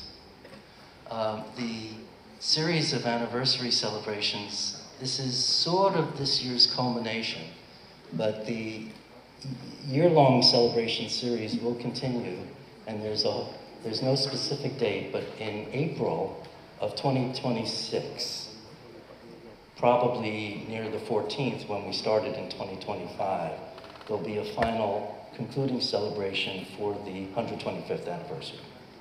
So in other words, the calendar year from April 14th to April 14th. So this is sort of the end, but not really the end of what we're doing to honor the founding. And of course, the book is forthcoming as well. And we always have our big January 1st New Year's Day celebration as well, honoring Sri Sharada Devi. Thank you for waiting. We're nearing a cherished time in this program for devotional music. That'll be followed by some offerings of thanks and a message of thanks from Ramesh Kapadia. The devotional music by Sumita Chakravorty and her illustrious musicians will feature her instrument, the harmonium. She told me earlier during the sound check was handcrafted by artisans in her area of Kolkata, Bengal. These Bengali artisans are unique. Her father then adjusted the instrument so that she could play it. It is the instrument from her childhood, and it sounds glorious. You're not going to hear an instrument of this quality and tradition played very often. So Sumita Chakravorty has a Doctor of Music in vocal specialty from Banaras Hindu University. In 2001, she founded the Suranjali School of Music and is a well-known singer and teacher of Hindustani music in the Bay Area and has a master's in English literature, which of course is the summum bonum of accomplishments. So again, they'll take a moment to set up. Sumita Chakravorty. And I'm going to vacate this area for the musicians. Please do. Thank you very much.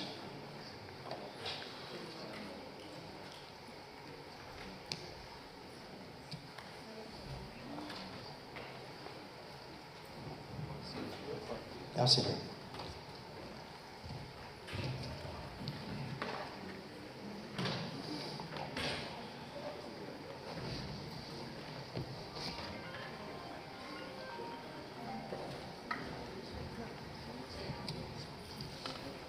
For those of you who might be departing, don't forget our parting offerings, including the Chicago Addresses book.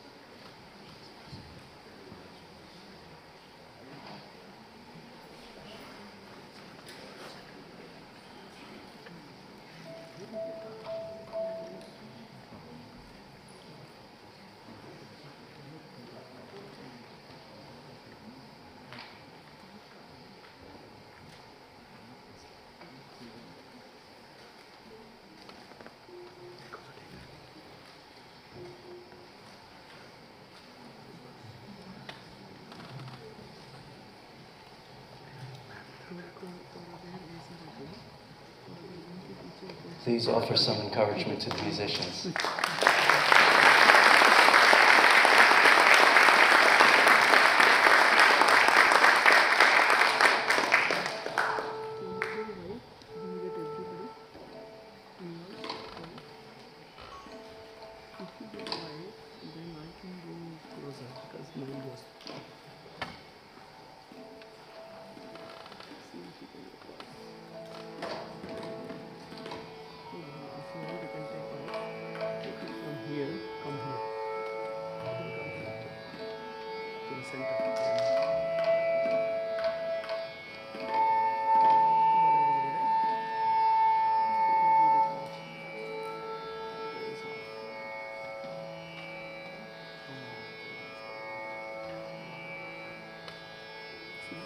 This way.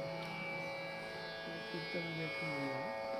So what you can do, you can switch to your right, and the way it is. This will be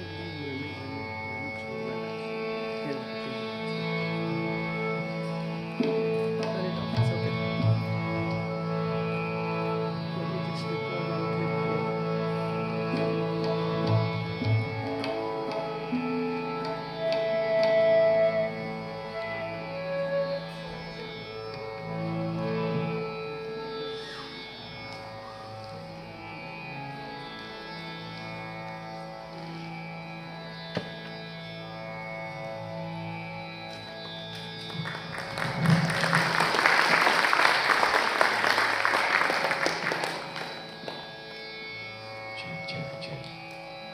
I would like to extend my sincere gratitude for this opportunity to sing at this auspicious event. And it is truly a blessing to be a part of this event. And I'm so thankful to Swami Atmajnanananda ji for giving us this opportunity to share our music in the spirit of worship. So, can we, Swamijis, all of Swamijis, with your blessings, we would like to start our singing. First, Ganesh Vandana, and then as we go ahead, we will see what we will sing.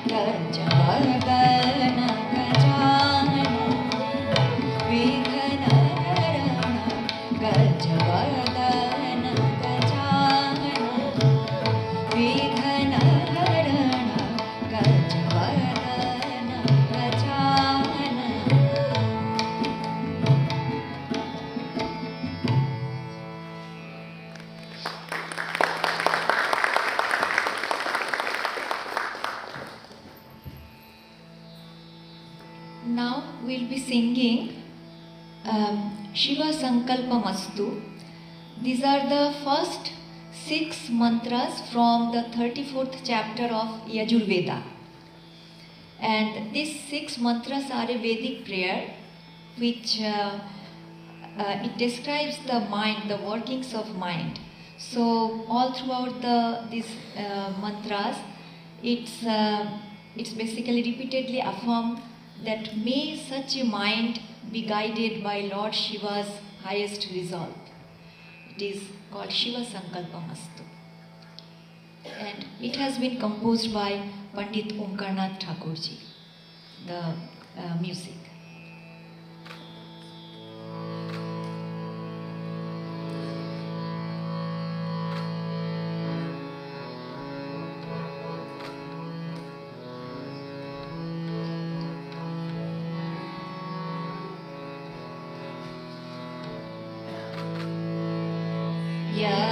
Jagrato dura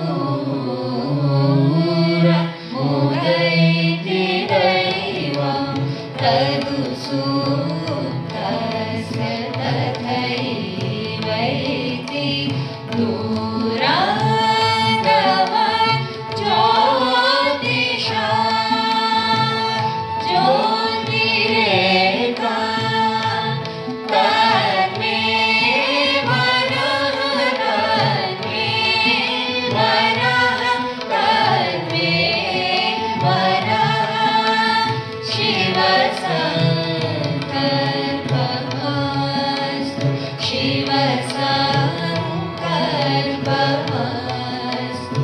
Sarvalokananda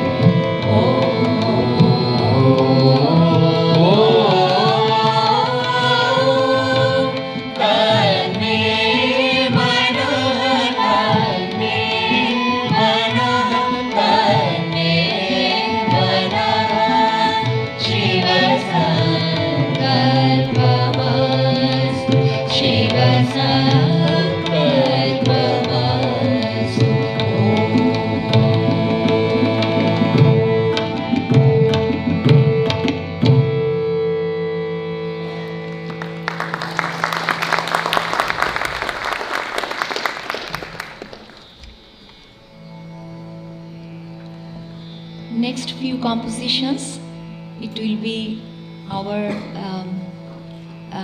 be dedicated to our gurus, and all compositions are based on small compositions, some traditional compositions based on Rag Yaman. And one of the compositions I would like to say, Sukhadata Savanake Shankara, that is composed my Guruji's Guruji, Pandit Balwant Rao Bhattji, Padma Shri Pandit Balwant Rao Bhattji. So now few compositions dedicated to our Gurujis.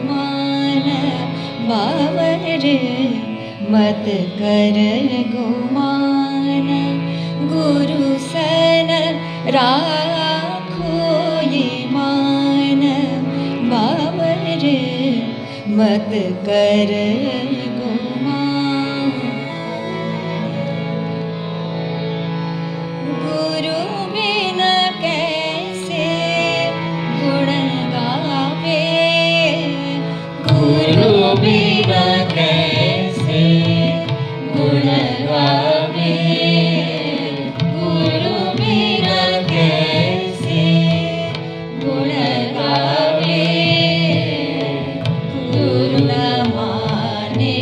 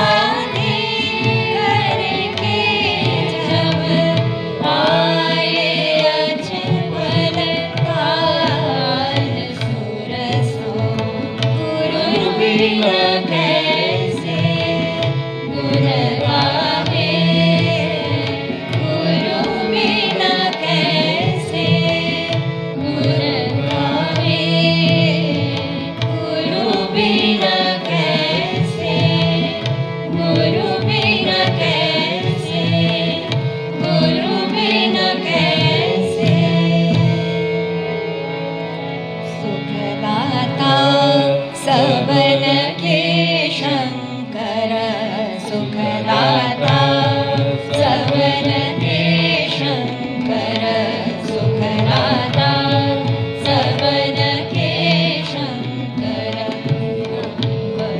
रम्य केश त्रिपुर हर त्राता तू ही त्रिभुवन के शंकर सुखदाता सवन के शंकर सुखदाता सुखदाता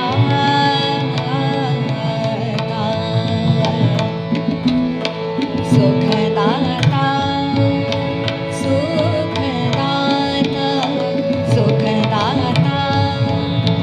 सुखदाता सुखदाता सवन के शंकर सुखदाता सुखदाता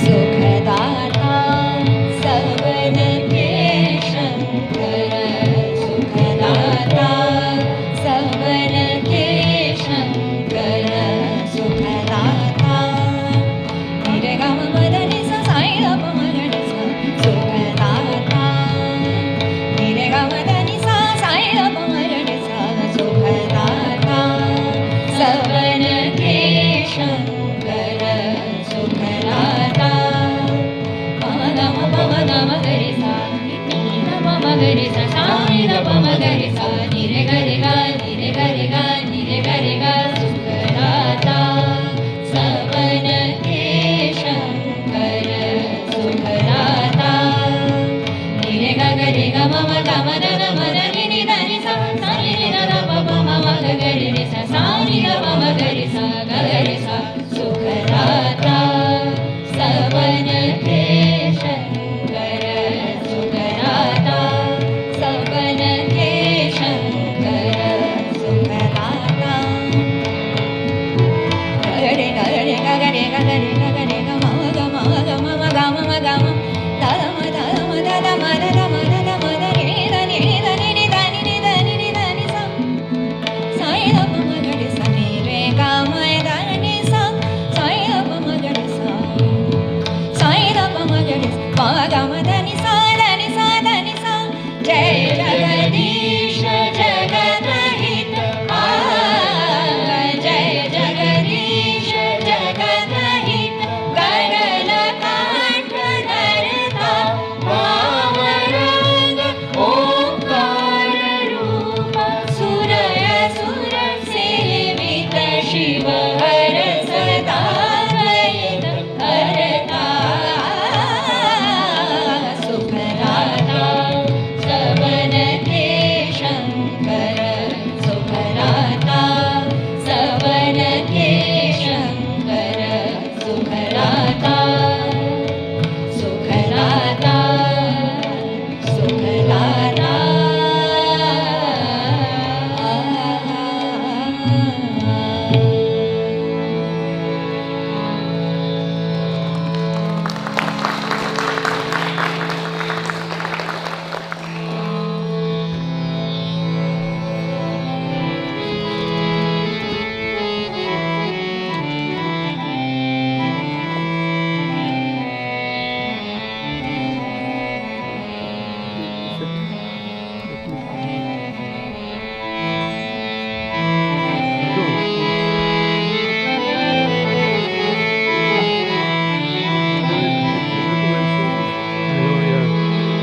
मोहिला गे लगन गुरु चरणन की मोहिला गे लगन गुरु चरणन की मोहिला गे लगन गुरु चरणन की चरण बिना मोहे कछु नहीं भाए चरण बिना मोहे कछु नहीं भाए जग माया सब सब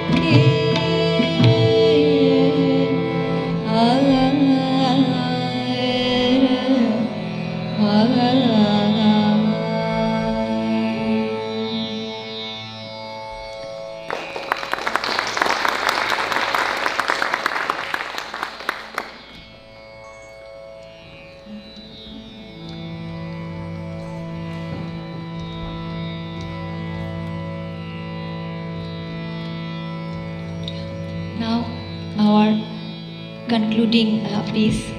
It is in Rag Bhairavi, and we'll be singing Bhuvana Mandale Navayuga Mudayatu Sada Vivekanandamayam Suvivekanandamayam. And this song, it is a famous Sanskrit song on Swami Vivekananda, composed by Sridhar Bhaskar Varnekarji. And this song was released for the 150th birth anniversary of Swami Vivekananda. And this is a visionary prayer for the rise of new era, inspired by the ideals of Swami Vivekananda, emphasizing inner strength, spiritual wisdom, universal brotherhood, universal harmony, selfless service. So we would try to present this, our concluding composition. And after that we will sing a small bhajan, all of us, as we feel so blessed to be here, to be part of this, of such an event. So that is Dhanya Bhaga Seva Ka Avasar Paya, which is blessed is our fortune, that we got this opportunity to share our music.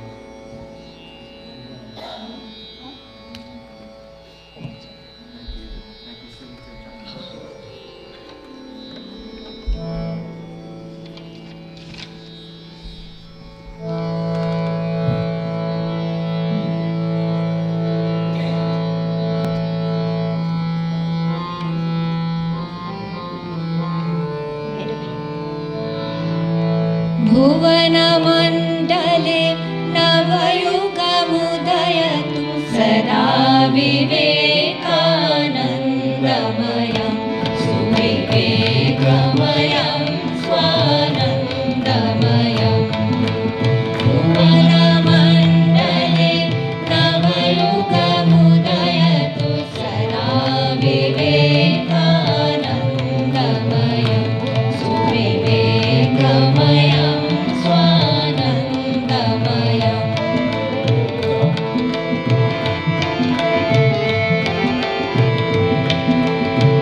तमोमयं जनजीवनमधुना निष्क्रियतालस्यग्रस्तम् रजोमयमिदं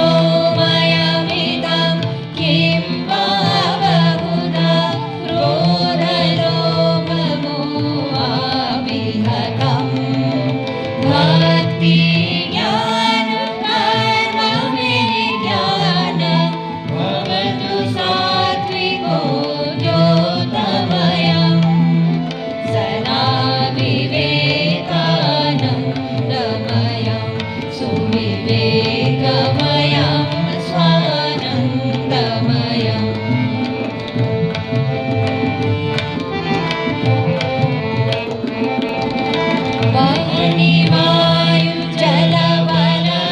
वायुजलवनविवर्धकं पाञ्चभौतिकं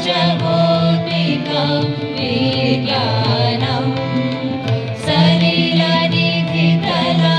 गगनमण्डलं करतलफलमिव कुर्वाणम् इक्षुविकीर्णं मनुजकुलमिदं घटयतु जैककुटुम्बमयम्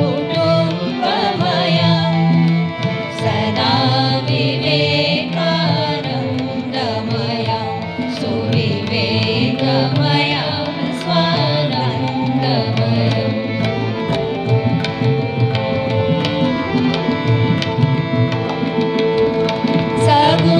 सगुणाकारं यगुणाकारम्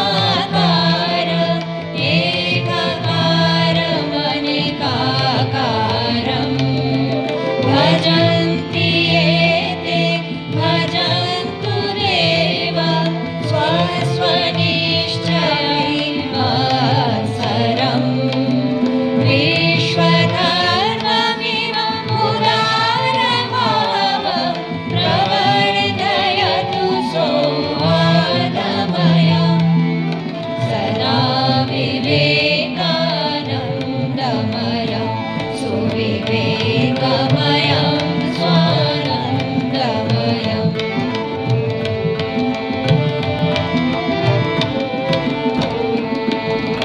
जीवे जीवे शिवस्वरूपं सदा भावयतु सेवायम् श्रीमदौर्जितं महामानवं समर्चयतु निजपूजायाम् चरतु मानवो यं सुहितकरं धर्मं सेवायागमयम् सदा विवेकानन्दमयं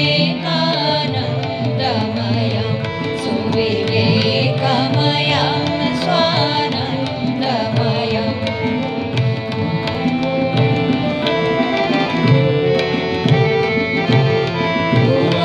भुवनमण्डले नवयुगमुदयतु सदा विवेकानन्दमयं सुविवेकमयं स्वानन्दमयं सुविवेकमयं स्वानन्दमयं सुविवेकमयं स्वानन्दमयम्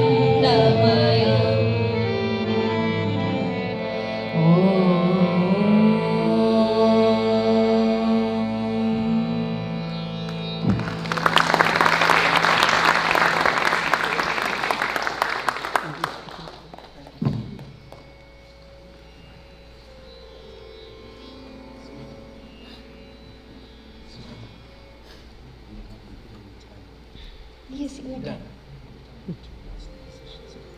Yes, no, you did it. Okay. Sorry, I thought they were already introduced, but I didn't know that. Sorry. Yes, of course. I have with me Shubarna Bhattacharya, very fine pioneer. And then Manjari Adli, Vedika Sharma. I have here Madhusudan Hegde, and Rishabh Swarnakar. I actually should have maybe introduced them first before my students, but I started from here, so if there is any mistake, I don't know. But I have in flute Prasanna Rajan, and in tabla Aditya, and sorry Aditya you told me but I forgot. Srivatsa, Aditya Srivatsa. So with all these younger kids, you know, I'm just here to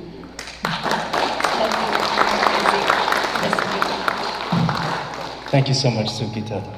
And that was beautiful. I know how much work goes into rehearsing and getting things ready. It was an absolutely glorious performance. It was really wonderful that you were able to share that with us. Thank you so much. We have some gifts to be distributed now. This is for all the afternoon speakers or anyone who didn't receive them from our program participants. Swami Sarvalokananda ji and Acting Consul General Rakesh Adlakha, as well as our performer Sugita, Chakravorty, and all the rest of you. Swami Tattwamayananda ji is going to distribute those gifts. Yes, go ahead, please. And he already has. Very good. Thank you. Thank you again to those afternoon speakers and the musicians. Again, thank you to all the crew. Thank you most of all to all of you. And I hope that waiting in the wings is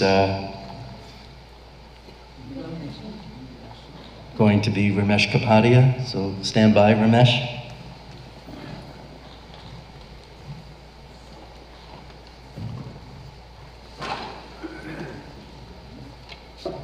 Once again, that will, after Ramesh's vote of thanks and any final word from Swami Tattwamayananda ji, I want to wish you well and thank you for joining us. It's been an absolute pleasure to offer what we had to share. And we also look forward to seeing you at the future events. Hopefully, some of the shared inspiration landed well.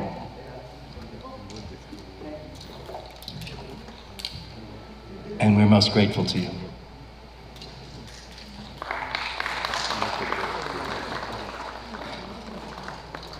Thank you, Maharaj. While you're up here, Maharaj, please introduce Ramesh Kapadia. This is Ramesh Kapadia. He is the senior most member of the board of directors. And he has done distinguished service to Vedanta Society for almost half a century. So ever since his coming to the United States, he had long association, so I don't have enough time to the long association he had with the Ramakrishna movement, except to say that two of his sisters are nuns in Sarada Much. So his association with the Ramakrishna mission starts right from the early days. So thank you, Ramesh, for this distinguished service for more than half a century. He'll be giving the vote of thanks. Thank you. Thank you very much, Maharaj. I don't know I deserve all the compliments or not, but thank you very much.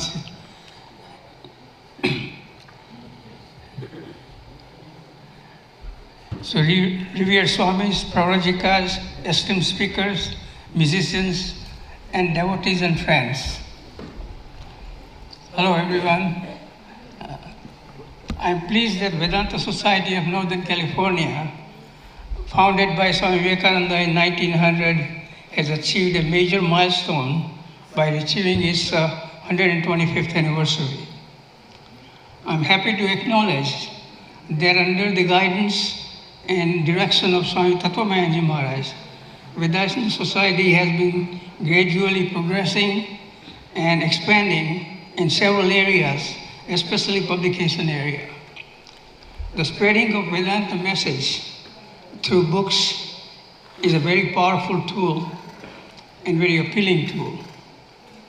Also, all our special puja days and retreat programs are gaining greater interest with increased attendance. Intellectually nourishing Friday evening scriptural classes and Patanjali Yoga Sutra classes have been triggering greater spiritual hunger among all the people who are attending them.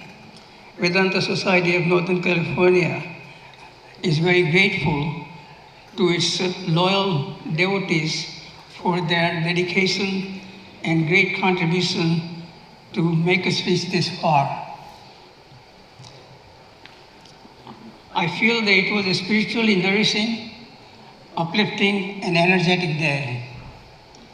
On behalf of Vedanta Society, I would like to offer my pranams and gratitude to all Swamis for blessing the 125th anniversary celebration.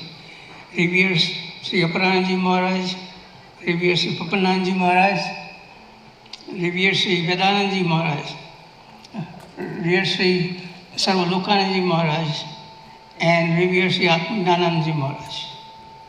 We are also very grateful to Revered Sri Tattwamayananda Maharaj for his vision and guidance in organizing this spiritual festival in South Bay in particular. We extend our heartfelt gratitude to Radha ji for commencing the day with a powerful invocation, with a prayerful invocation setting a reverent tone for the proceedings. Throughout the event, several speakers delivered insightful talks, each offering a unique spiritual perspective. Their messages were not only forceful and convincing, but also practical and relevant for leading our daily lives and pursuing personal growth. The true challenge lies in implementing these teachings. The wisdom shared has equipped us with a map for personal growth. Let us honor all speakers as well as Radhaji with a sincere round of applause for their contributions.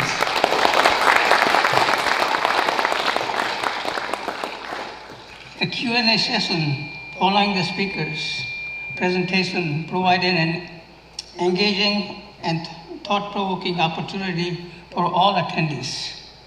The discussion was lively with questions that reflected genuine curiosity, a desire to learn, and a sincere wish to accomplish the spiritual insight shared throughout the event.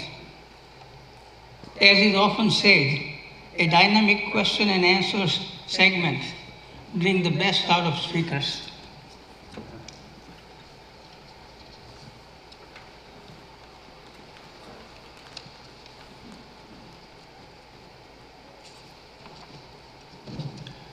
For your thoughtful and meaningful participation, everyone deserves a heartfelt round of applause.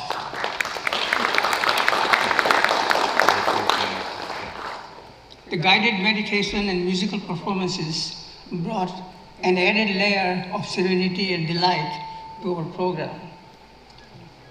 Like creamy sweet flowers atop a cake. These contributions provided a peaceful ambience that participants will cherish not only throughout the evening, but for many days and weeks to come. We are deeply grateful to Sumita ji for graciously accepting our invitation to perform. Her reputation in the world of Indian classical music precedes her, and now everyone had the opportunity to experience her artistry firsthand. Our appreciation also extends to the young artists who accompanied Sumita. Their efforts created a truly devotional and memorable musical offering.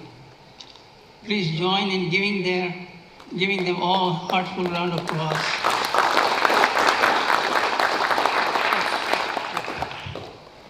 A pivotal element in the success of any event is the presence of a versatile and personable moderator. Throughout the day, Bobby excelled in this role, skillfully engaging and uniting the audience across various sessions.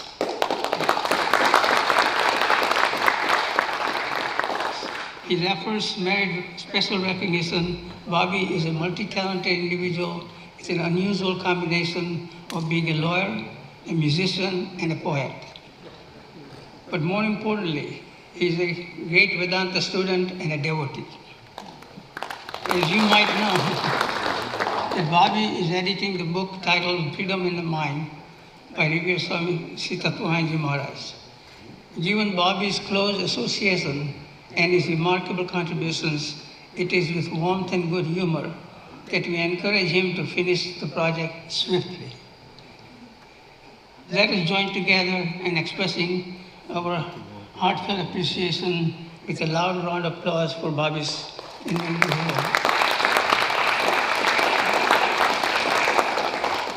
A successful event is built on the dedication and hard work of its organizing team. Their commitments ensure a welcoming atmosphere with thoughtfully arranged food and attentive services that allowed everyone to fully enjoy the program. I would like to recognize core team leads, the core team coordinator, Radha, ushering team leaders, Harsh Kumar, Parag, and Sandeep, managing the food service and keeping us well fed, Ulkaji, Gopa, and Anu, front lobby reception lead, Richard or Niranjanji, that is another name, managing the stage and handling the challenging audio-video function, Shashi and Saugata. It was a wonderful video that Shashi put together along with the help from others. Special thanks to Prarajika Kanti Pranaji for her invaluable contribution for designing and preparing the program brochures, banners, and many of our public announcements regarding this program. Yogesh Ji and Sanjay deserve special recognition for their diligent efforts in publicizing this event. Additionally, our photographers and many others who work diligently behind the scenes. Although it is difficult to name each person individually, we extend our deepest appreciation to all of them. Let us express our gratitude with a resounding round of applause, acknowledging the significant contributions to the event's success.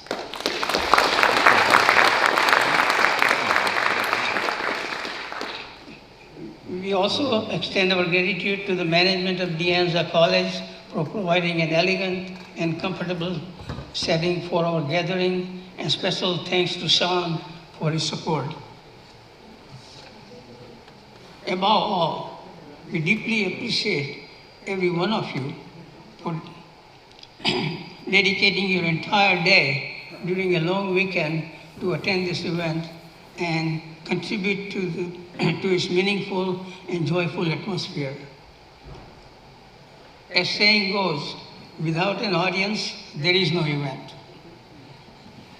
Your engagement and presence throughout the day provided the encouragement and energy to everyone on stage. For your invaluable participation, you truly deserve the longest and the loudest loud applause.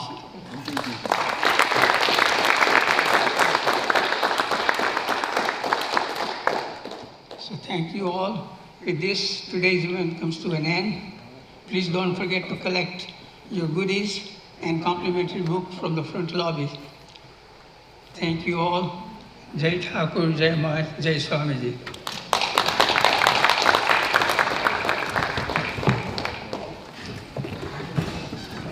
Thank you, Ramesh, for those very kind and encouraging words, which I asked you to delete about me. But thank you anyway. And I want to say, Ramesh, you know, very amazing and historic things have happened with the Society under his able stewardship. We're very grateful for that. Most of all, he